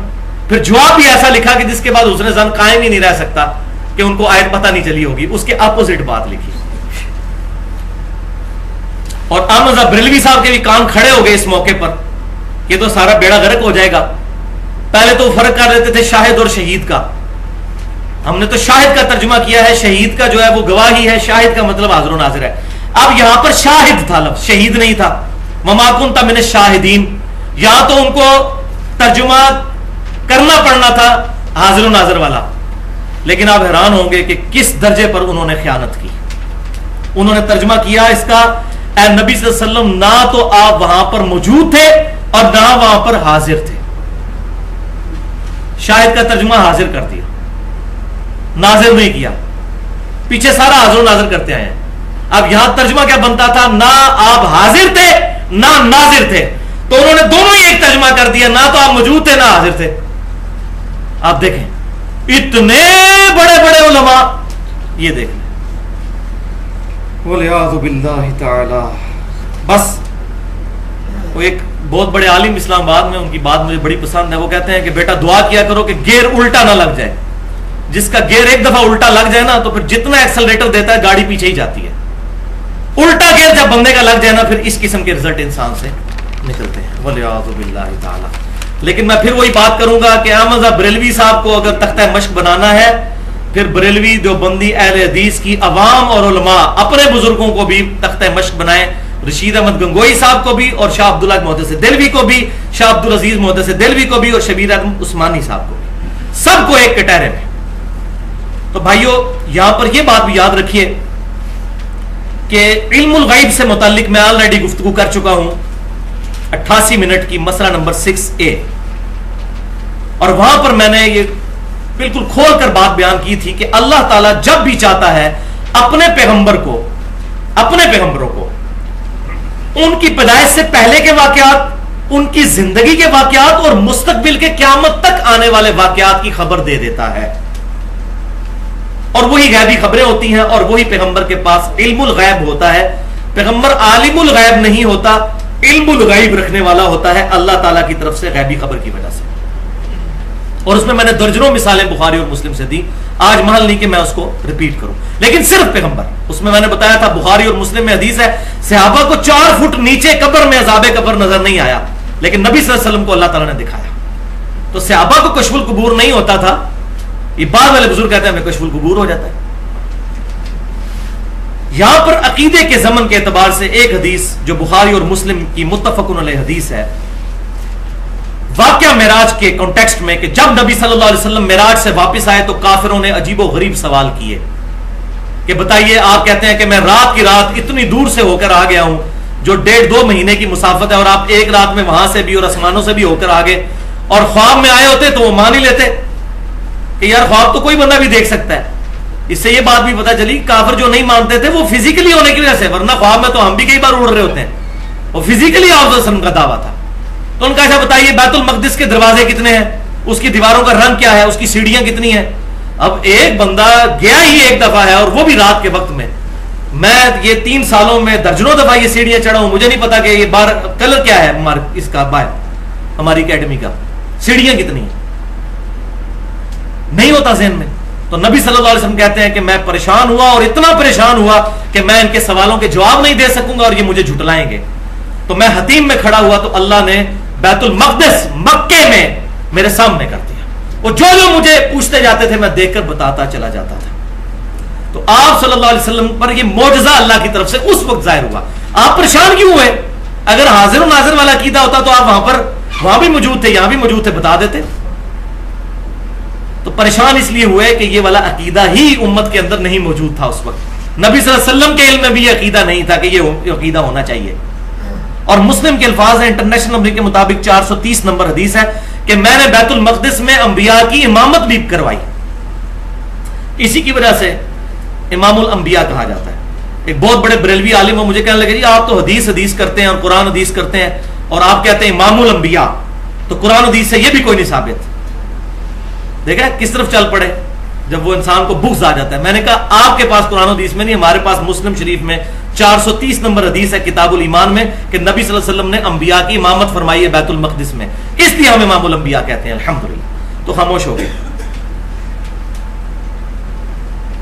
تو مسلم کے الفاظ ہیں کہ میں نے امامت کروائی. اس کے بعد میں جب آیا یہاں پر مکہ میں تو مجھ سے کفار نے سوال کیے. میں اتنا غمناک ہوا کہ اعلان نبوت کے بعد کبھی اتنا پریشان نہیں ہوا تھا کہ میں ان کے سوالوں کے جواب ہی نہیں دے سکوں گا اور یہ مجھے جھوٹا کہیں گے.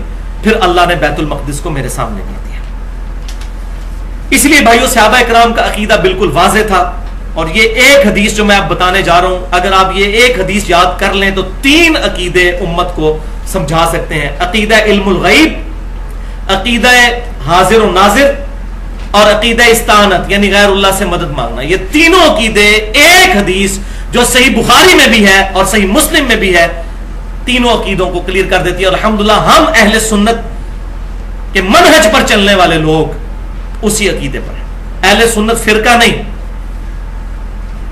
شراب کی بوتل کے بعد روح افزا لکھ لینے سے روح افزا نہیں بن جائے گی، یہ جامع شیرین نہیں بن جائے گی. اہل سنت وہی ہوں گے جو کتاب و سنت کے منہج پر ہوں گے. یہ تینوں عقیدے صحیح بخاری میں 4086 نمبر اور صحیح مسلم میں 4917 نمبر حدیث ہے. تینوں عقائد کلیئر کرے گی. اور ہمارے ریسرچ پیپر نمبر 3 دعا صرف اللہ ہی سے، اس کے بھی پیج نمبر 5 کے اوپر یہ حدیث موجود ہے پورے ریفرنسز کے ساتھ. یہ 2 مختلف واقعات ہیں. مسلم کے 4917 کے میں الفاظ پڑھنے لگا ہوں کہ جب 70 صحابہ کو دھوکے سے شہید کر دیا گیا، جس کے غم میں نبی صلی اللہ علیہ وسلم نے 1 مہینے تک قنوت نازلہ بھی کفار کے لیے دعائے ضرر بھی فرمائی تھی. جب ان کو دھوکے سے شہید کیا گیا تو آپ صلی اللہ علیہ وسلم مدینہ شریف میں تھے اور دوسری جگہ پر ان کو شہید کیا گیا تو آپ صلی اللہ علیہ وسلم غمناک حالت میں وہاں بیٹھے ہوئے تھے اور فرمایا کہ ابھی ابھی جبرائیل علیہ السلام میرے پاس آئے، انہوں نے اللہ کی طرف سے مجھے یہ اطلاع دی ہے کہ تمہارے ساتھیوں کو دھوکے سے شہید کر دیا گیا. 70 حضور کے ٹیلنٹڈ اسٹوڈنٹ اصحاب صفا میں سے جو حضور نے تعلیم کے لیے بھیجے، اور انہوں نے شہادت کے وقت تمہارے رب کے حضور یوں دعا کی، اللہم بلغ عنا نبینا، اے رب ہمارے نبی تک ہمارا پیغام پہنچا دے.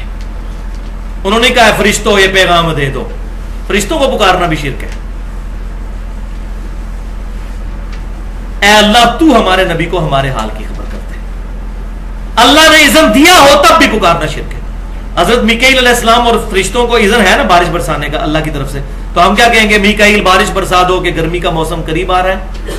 نہیں.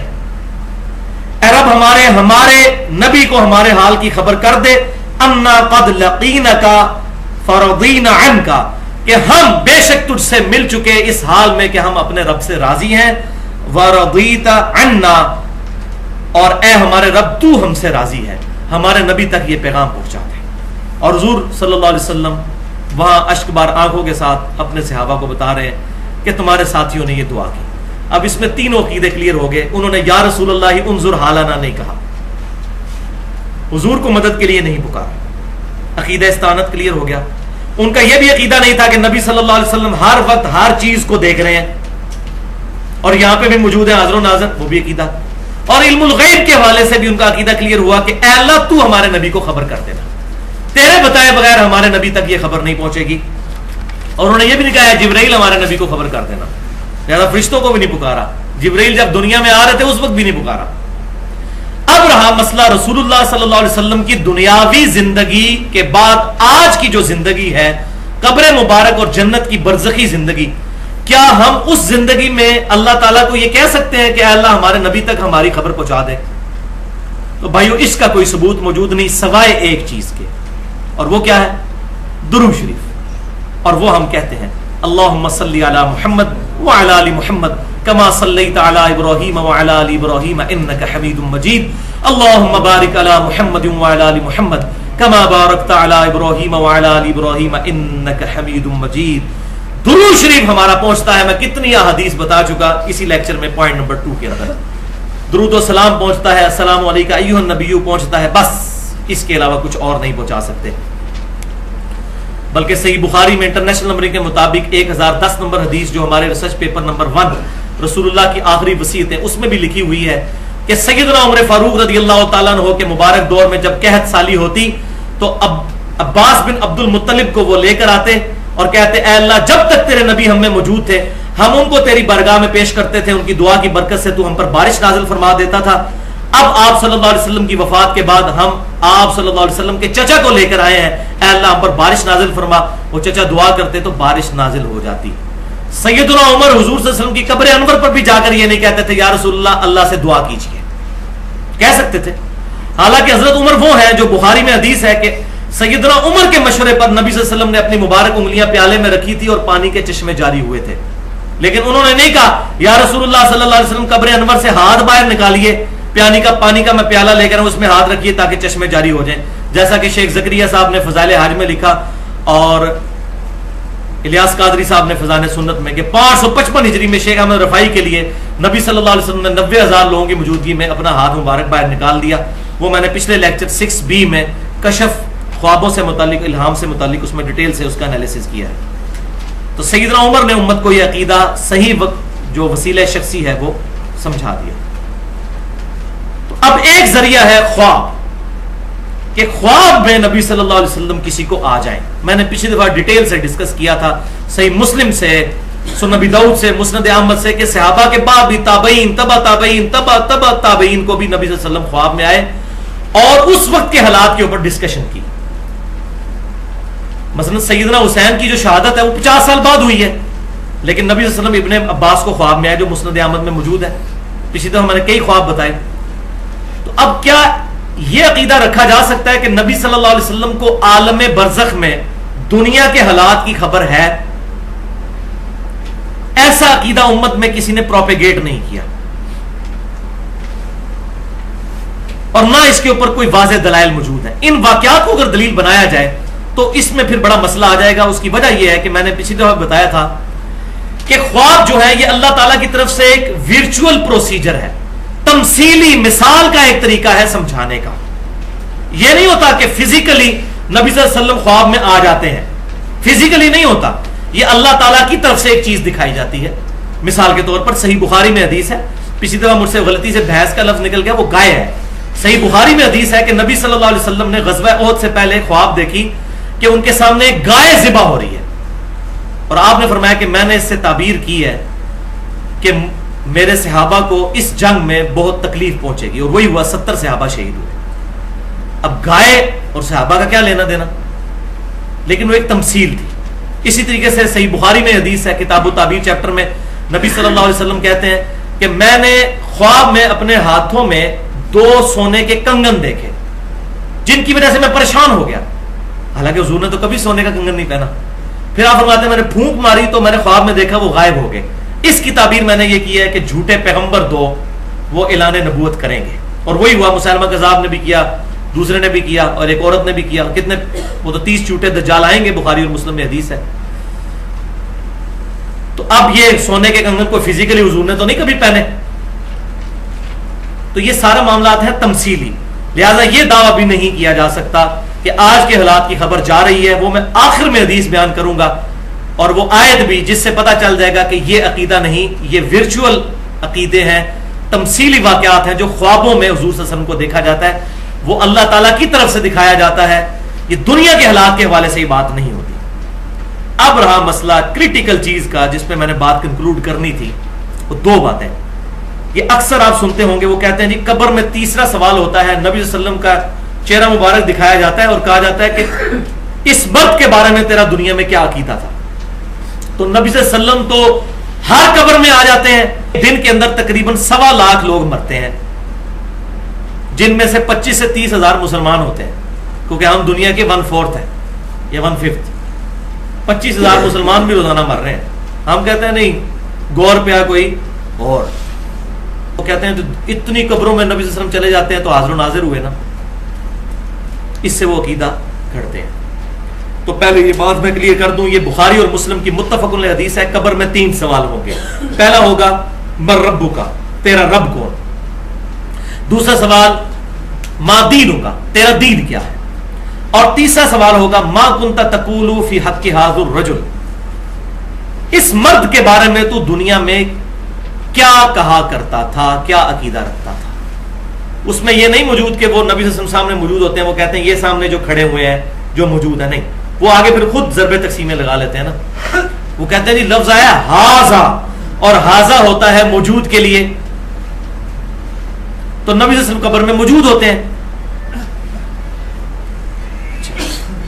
تو بھائیو اگر یہ عقیدہ مان لیا جائے تو عربی لنگوسٹک کا جنازہ نکل جائے گا، کیونکہ عربی لنگوسٹک میں ہاذا 3rd پرسن کے لیے بھی استعمال ہوتا ہے، ہمیشہ 2nd پرسن کے لیے نہیں، 3rd پرسن کے لیے بھی۔ اور بخاری اور مسلم میں حدیث ہے کہ ابو سفیان رضی اللہ تعالیٰ عنہ، بعد میں تو مسلمان ہو گئے، جب یہ رومن امپائر میں گئے تو کیسر روم نے ان کو بلا کر پوچھا، اور اس میں اس نے لفظ استعمال کیے کہ حاضر رجل کے لفظ استعمال کیے کہ یہ مرد جس نے مکے میں دعویٰ کیا ہے نبوت کا، اس کے بارے میں تم کیا جانتے ہو، تم قریبی رشتہ دار ہو۔ تو کیا نبی صلی اللہ علیہ وسلم اس وقت روم میں موجود تھے؟ آپ کا تذکرہ ہو رہا تھا، تو سننے والے کو پتا تھا ہاذا سے مراد یہ 3rd پرسن ہے، تو یہ بخاری اور مسلم میں ہاذا کا صیغہ موجود ہے، جو واضح ثبوت ہے کہ 3rd پرسن کے لیے بھی استعمال ہوتا ہے۔ جواب پر ہی غور کر لیں، جواب میں بھی ہونا چاہیے تھا ہاذا محمد رسول اللہ، لیکن بخاری مسلم اٹھا کر دیکھیں، وہ مردہ جو مومن ہوتا ہے وہ کہتا ہے ہوا محمد الرسول اللہ صلی اللہ علیہ وسلم، وہ تو اللہ کے رسول محمد صلی اللہ علیہ وسلم ہے۔ اب وہ پاسٹ ٹینس وہ بات کر رہے ہیں غائب کے سیغے میں، ہوا، حاضر کا سیغہ نہیں ہے یہ، تو جواب ہی بتا رہا ہے کہ اس کی طرف اشارہ۔ اور بخاری میں ایک روایت جو ہے 1347، اس میں آگے الفاظ ہیں کہ نبی صلی اللہ علیہ وسلم کا نام بھی فرشتہ لیتا ہے کہ وہ رجل محمد جو تھے صلی اللہ علیہ وسلم، ان کے بارے میں تیرا کیا عقیدہ ہے؟ پھر بھی کسی کی تسلی نہ ہو تو مفتی احمد یار خان نعیمی صاحب جال میں لکھتے ہیں کہ جب اس کو کہا جاتا ہے کہ اس مرد کے بارے میں تیرا کیا عقیدہ ہے، تو مردے کو پوچھنا چاہیے نا کہ کون سا مرد، اگر سامنے نہ ہو تو وہ پوچھے جی کیڑے دی گل کر رہے ہو، کس بندے دی گل کر رہے ہو، کس بندے کی بات کر رہے ہو؟ تو مردہ تو کوئی نہیں پوچھتا کس بندے کی، اس کا مطلب ہے وہ سامنے بندہ موجود ہوتا ہے، تو یہ اشارتاً بات نہیں ہو رہی ہوتی۔ For the sake of argument agree, تو مفتی صاحب کو پتا نہیں کہ اس حدیث کے ایک طرق نہیں ہے، یہ حدیث مسند احمد میں بھی اس کے 4-5 طرق ہیں، صحیح ابن حبان میں بھی، المستدرک للحاکم میں بھی موجود ہے، صحیح سند کے ساتھ مسند احمد میں جلد 6 پر پیج نمبر 140، 352 اور 353 کئی روایتیں موجود ہیں، جس میں یہ الفاظ بھی موجود ہیں کہ وہ مردہ پوچھتا ہے کہ آپ کس مرد کے بارے میں مجھ سے سوال کر رہے ہیں۔ مفتی صاحب کا سوال حل ہو گیا نا، وہ کہتے ہیں مردہ پوچھتا کیوں نہیں، تو جی پوچھ لیا مردے نے، کتنی حدیثوں کے ریفرنس، تو مردہ پوچھتا ہے کس مرد کے بارے میں، تو فرشتہ کہتا ہے محمد صلی اللہ علیہ وسلم کے بارے میں پوچھ رہا ہوں۔ اور دوسری روایت میں مسند احمد کی آتا ہے کہ فرشتہ کہتا ہے الذی کان فیکم الذی بعث فیکم، اس مرد کی بات کر رہے ہیں کہ جس کو اللہ نے تم میں پیغمبر بنا کے بھیجا تھا، تو پھر وہ جواب دیتا ہے کہ وہ محمد صلی اللہ علیہ وسلم تھے، یا گناہگار ہوتا ہے تو جواب ہی نہیں دے سکتا، لہذا یہ مسئلہ بھی مفتی صاحب کا حل ہو گیا کہ مردہ پوچھتا کیوں نہیں، مردے نے پوچھ لیا ہے کہ کس مرد کی بات۔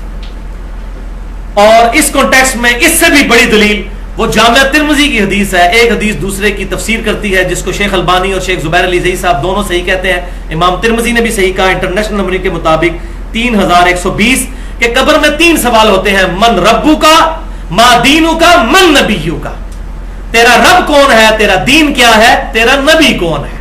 اس میں تو ما کنتا تقولو فی حق ھذا الرجل ہے ہی کوئی نہیں ہے، وہ مسئلہ ہی ختم ہے.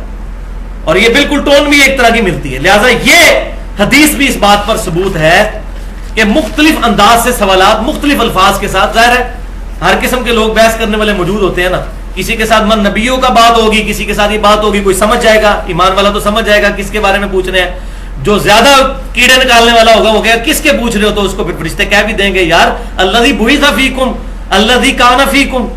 تو یہ دنیا میں بھی صرف معاملات مختلف ہوتے ہیں، تو مختلف سوال جو میں نے اس کو سمجھانا ہے اپروپریٹ، وہ ہر قسم کے بحث کرنے والے لوگ ہیں نا، جو سیدھے سیدھے مسلمان ہوگا من نبیوں کا ہو کہے گا نبی صلی اللہ علیہ وسلم. اب دیکھ لیں قبر میں 3 سوال ہونے ہیں، اللہ کے بارے میں، دین کے بارے میں اور نبی صلی اللہ علیہ وسلم کے بارے میں. لیکن ہمارے علماء نے جو عقیدہ بنایا اس کے تحت تو سوال 2 اور بھی ہونے چاہیے تھے کہ تیرا مسلک اور فقہ کون سی ہے، کیونکہ دین اسلام تو کافی نہیں ہے. اور ہونا چاہیے تھا آپ کس امام کی پیروی کرتے ہو. یہ سارے بنائے ہوئے جو فیبریکیٹڈ امام ہیں نا، ان اماموں کی ہم توہین نہیں کر رہے. عیسیٰ علیہ السلام کی توہین نہیں ہے، لیکن ان کے نام پر جو عیسائیوں نے ڈیوینٹی کلیم کی، عیسیٰ علیہ السلام کو اللہ کا بیٹا کا، کرسچینٹی کو کنڈیم کر رہے ہیں. ان کے نام پر جو ان لوگوں نے یہ فرقے بنائے، تو قبر میں یہ تو سوال نہیں ہونا تیرا امام کون ہے. تو قبر میں پہنچ کر نبی صلی اللہ علیہ وسلم امامت کے لیے کافی ہیں ہماری، تو دنیا میں بھی وہ ہمارے امام ہیں الحمدللہ، وہ امام اعظم ہے الحمدللہ صلی اللہ علیہ وآلہ وسلم. اب یہاں پر میں بات کو ذرا عام آدمی تک پہنچانے کے لیے ایک اور حدیث بیان کر دوں، لیکن شرم آ رہی ہے یہ روایت بیان کرتے ہوئے، اس کا رزلٹ نکالتے ہوئے. لیکن ظاہر ہے کہ موٹے دماغ کے بندے بھی بیٹھے ہوتے ہیں. بخاری اور مسلم کی متفق علیہ حدیث ہے کتاب الجنائز چیپٹر میں. ایک عورت جو سیاہ حبشی عورت تھی، وہ مسجد نبوی کی صفائی کیا کرتی تھی. نبی صلی اللہ علیہ وآلہ وسلم نے کچھ دن دیکھا کہ مسجد میں وہ آئی نہیں ہے، تو صحابہ سے پوچھا کہ وہ حبشی عورت کہاں گئی جو مسجد کی صفائی کیا کرتی تھی. تو صحابہ نے کہا یا رسول اللہ وہ تو فوت ہو گئی، ہم نے تو آپ کے آرام میں خلل سے بچنے کے لیے اس کو دفنا دیا ہے. تو نبی صلی اللہ علیہ وسلم ناراض ہوئے اور آپ نے فرمایا تم نے مجھے خبر کیوں نہیں کی، چلو مجھے بتاؤ اس کی قبر کہاں ہے. تو صحابہ نے بتایا کہ یہ قبر ہے اس کی. آپ صلی اللہ علیہ وآلہ وسلم اس حبشیہ عورت کی قبر پر گئے. حریص علیکم بالمؤمنین رؤوف الرحیم، نبی صلی اللہ علیہ وسلم مومنین کی جانوں پر ان کی جانوں سے بھی بڑھ کر حرص فرمانے والے ہیں الحمدللہ. صحابہ تو اس کو عام عورت سمجھ رہے تھے، لیکن حضور صلی اللہ علیہ وسلم کے نزدیک اس کا یہ مقام تھا کہ مسجد کی صفائی کرنے والی عورت تھی. صحابہ نے بھی اس کو ایک حقیر سمجھا کہ حبشی عورت صفائی کرنے والی.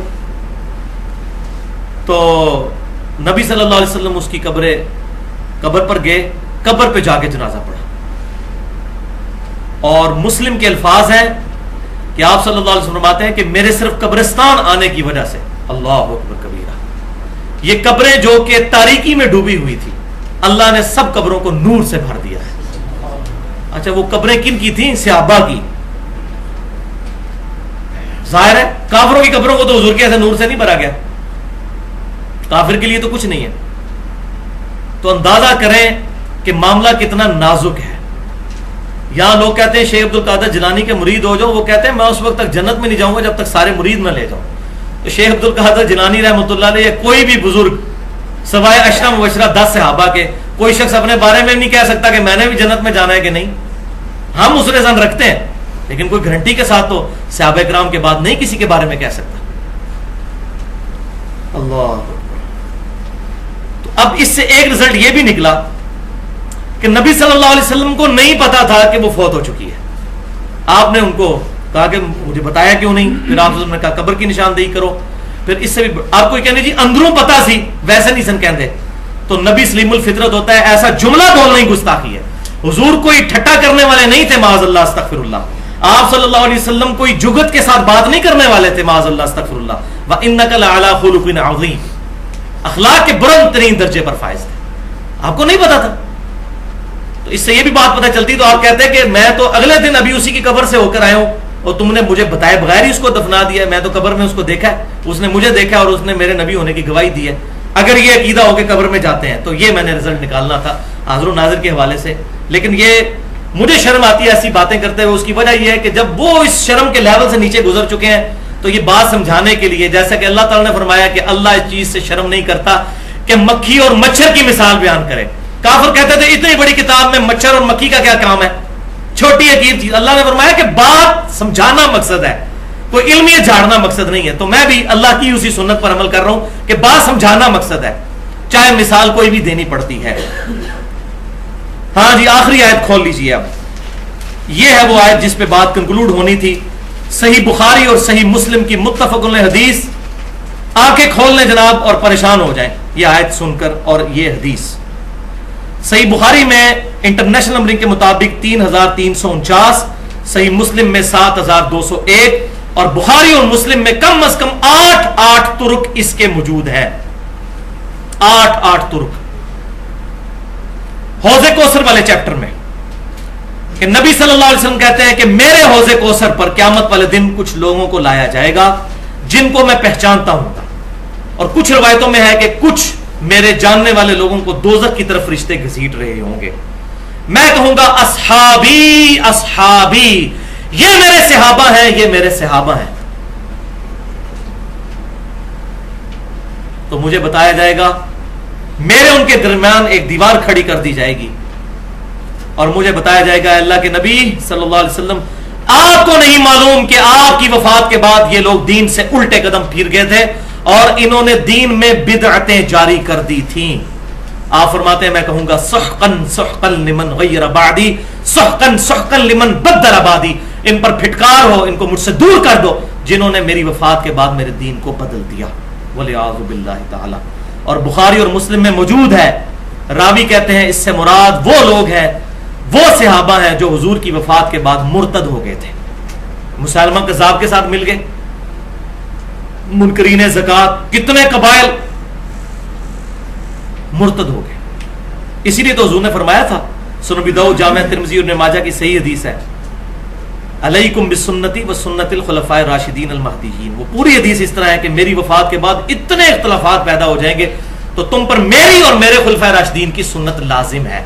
تو ہم الحمدللہ خلفاء راشدین کی تمام کے تمام قتال، چاہے وہ سیدنا علی کے ہوں یا سیدنا ابوبکر کے ہوں یا سیدنا عمر کے ہوں یا سیدنا عثمان کے، ان تمام معاملات میں ہم خلفاء راشدین کو حق پر مانتے ہیں الحمدللہ.